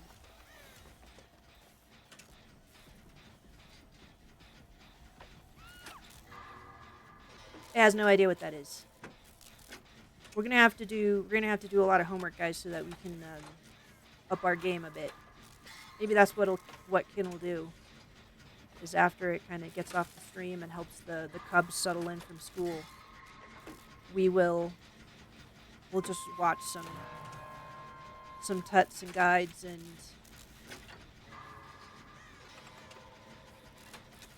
meta videos to see what's current right now. We're almost done with this. Come on, Ada. Come on, man.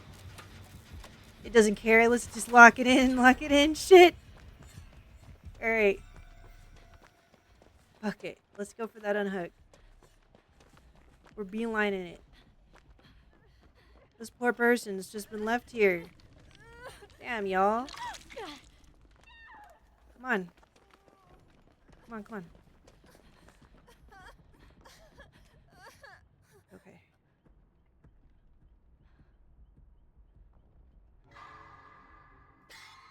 The nice thing is that even if we fail a med check, we have the bite the bullet perk, which makes it so that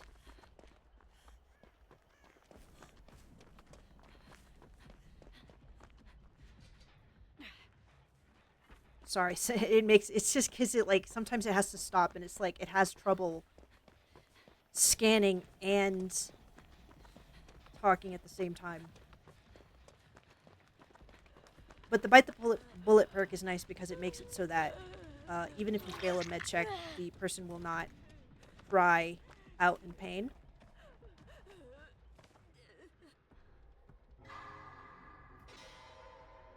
Of course, we still want to succeed at them.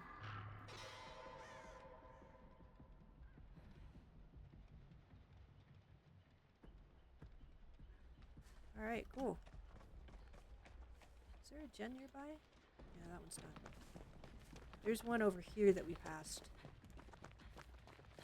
It's, fucking hell. Okay, cool.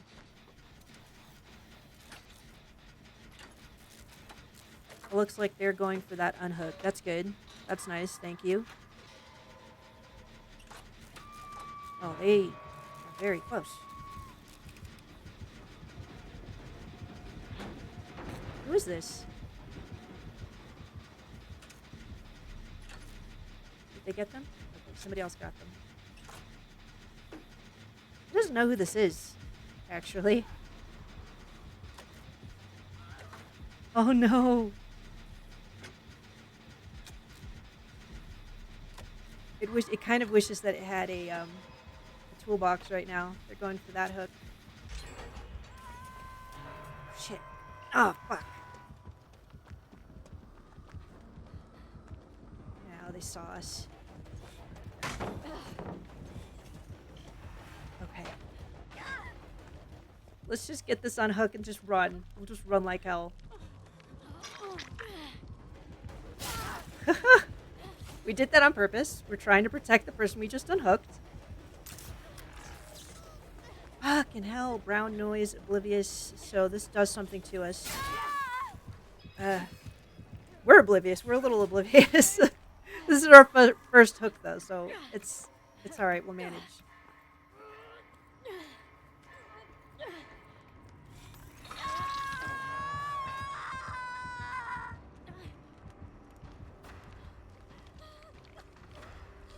Okay, guys.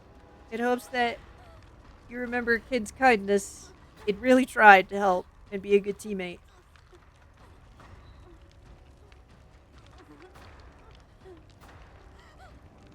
Thank you, thank you. Muchas gracias.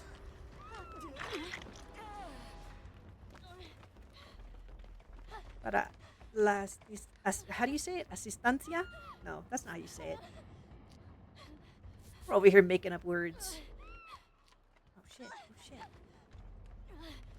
What are you doing? Why are you running towards them? Do you have a flashlight? Yeah, that's why.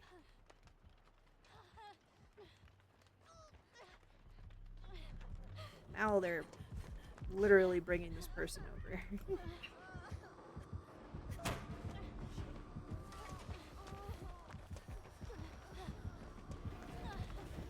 Oh, fuck! I didn't expect them to come around that corner. Damn it. Alright, let's crawl away. Why make their job easier? Kin says. Ah, they'll find us. Oh no, they didn't. Okay. It just took them a second. Damn it. Alright, well this is the second hit. That's not good.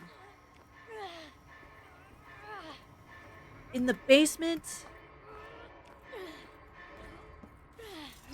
Shit. Blast and to be bothered. Is there a chest down here? Yeah, there usually is. There's usually a chest in the basement. Alright, just gonna take a second to focus. Focus on this.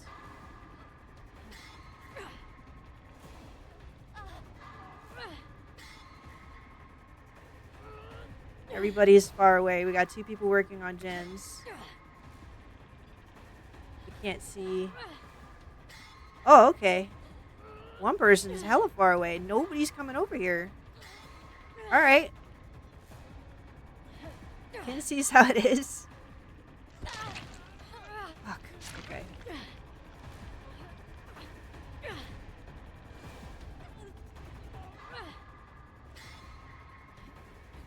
Oh, please, please, please come and get it. Please come and get Ken. We're right here. Are they running? Are they trying to hide? We're gonna die. That's it. Fuck you guys, man.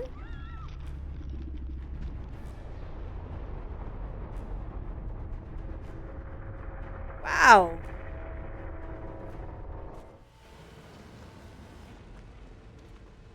That's the solo experience right there. That person up above, to be fair to them, maybe they were trying to avoid the killer. Not sure. They just kind of stopped there. It didn't look like they were running from them.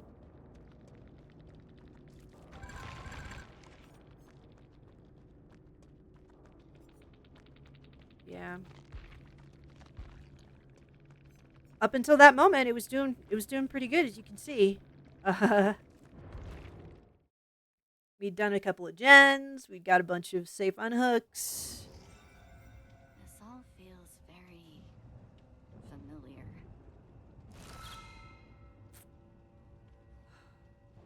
That feels like a shitty thing to stop on.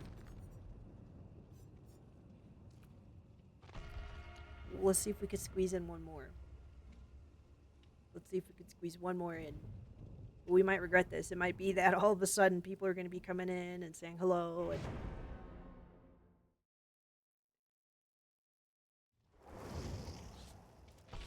all right. We got Detective Tapp, Trevor Belmont, Nancy Wheeler. Here we are.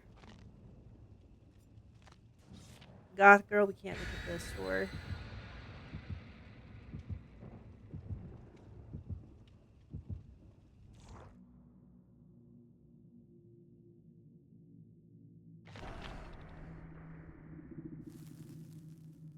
Did we forget to put it? Oh, we didn't. We used up the last of our offering, huh? Okay, well. Oh well. It is what it is. The clown again? Fuck, it really hopes it's not that same dude.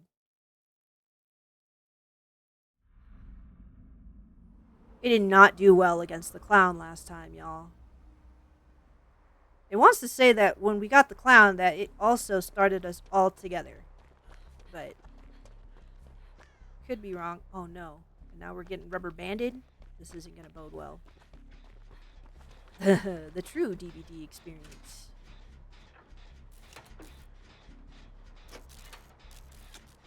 Lag and shitty teammates. Not that Ken has always been super great. You can admit that. we're trying to shake off the cobwebs, trying to remember how to learn how to play this game.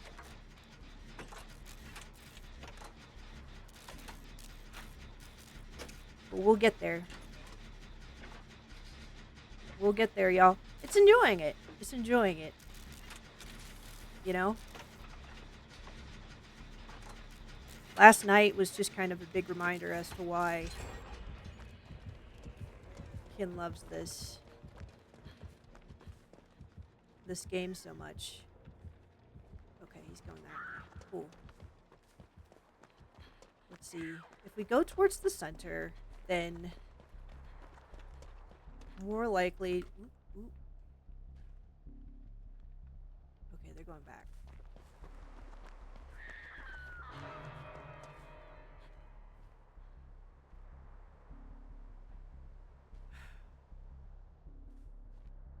When it's the clown, Ken's like hesitant to go after that last experience. Yeah, because he's just sitting there throwing... It must be something about the clown's style of, his skill set that makes him so much more appealing to just sit. Fucking... Yeah, we suck. We're sorry. It's because we looked over and we saw that person was down. Alright, y'all. Peace.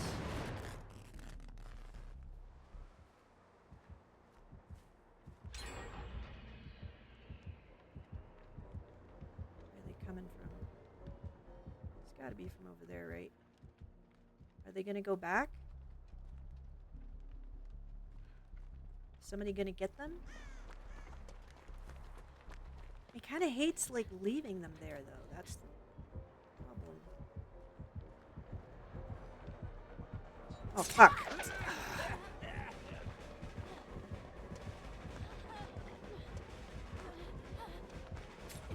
Okay, we're sorry.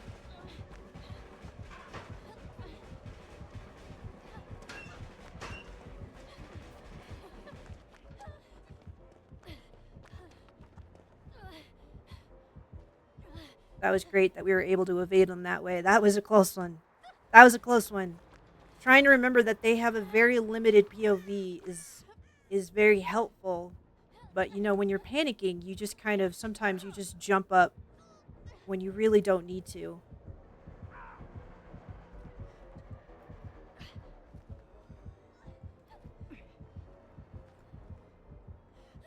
Okay.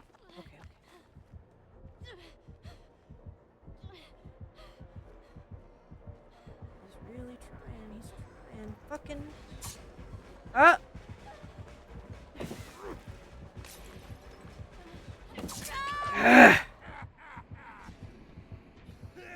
He probably could hear us. We need to get that perk that makes it so that even when we're in pain, they can't hear us. That is such an OP perk. To have that, it would be a huge game changer. Because in that moment, he knew that there was somebody in the vicinity. He knew that. He could hear us. Okay, well... Not sure where you're going, Detective Tat, but it's gonna go this way. We're gonna feel.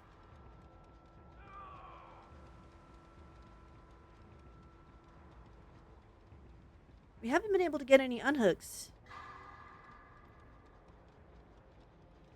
That's the other benefit of that other perk that we have that makes it so that we don't make noise. Okay.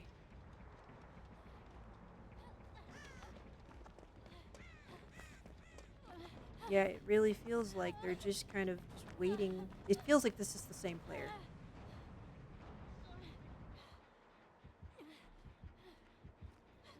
Okay.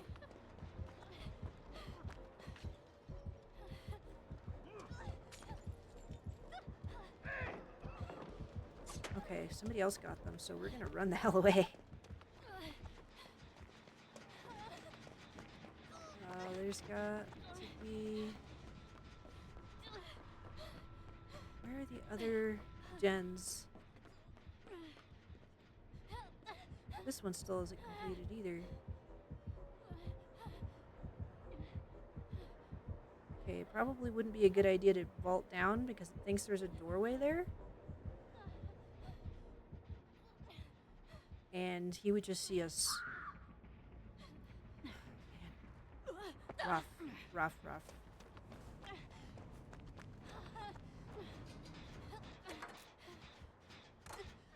a flashlight. Damn. Don't bring him this way. It's like the tap.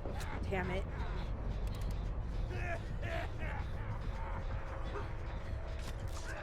Look at us. Look at us.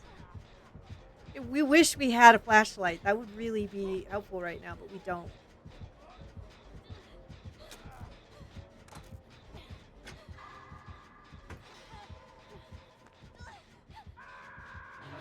This isn't good. So one person is already dead.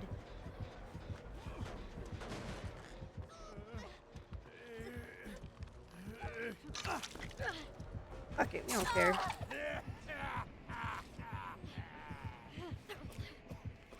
Yeah, get him!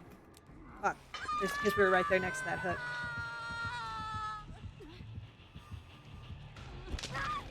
Hey, but we got the safe hook rescue.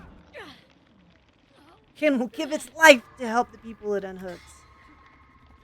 For better or worse.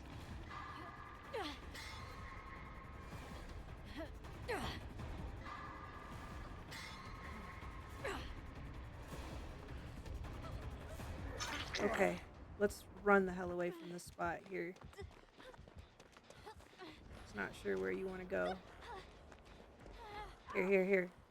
Please, where are you going?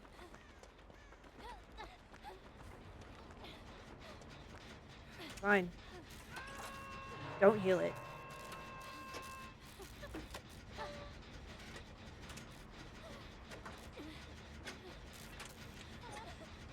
And that clown's just sitting there hanging out. We gotta wait. Does he have barbecue and chili?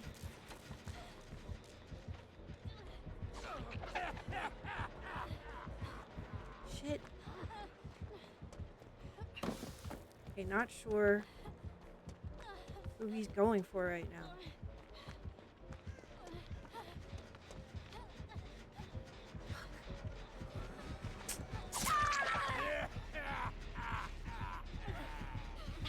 Alright, that's it for us. Sorry, Tap. We tried, man. Alucard managed to give him the slip.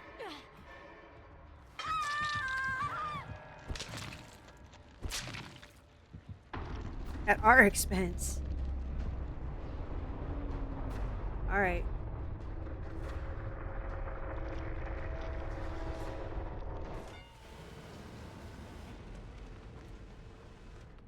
We were sacrificed.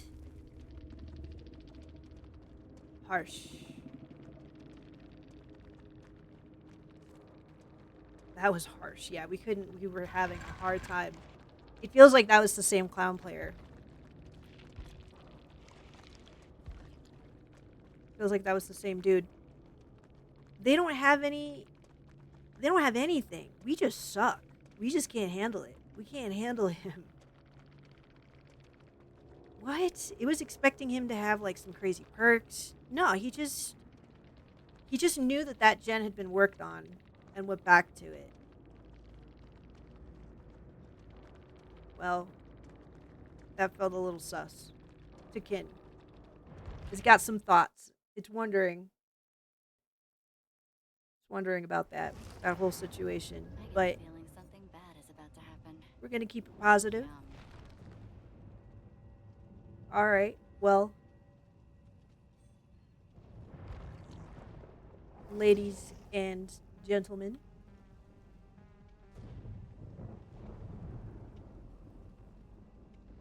we are gonna wrap it up there. Today was just a bonus stream, so we are not doing an extra long stream today. We just kind of wanted to squeeze in finishing Bad Mojo and maybe possibly doing a little bit of Dead by Daylight because of the new drop event. But very happy for anybody who was able to stop in and just kind of sit and watch. Also, of course, very appreciative to anybody who stops and watch the stream archives, the VODs on YouTube or on Twitch. With that, Ken is going to sign off. Thank you very much. This has been Spook and Beast Creature. Spook and Beast. Spook and Beast Creature is its name on YouTube. But it appreciates everybody so much, and it hopes that you have a great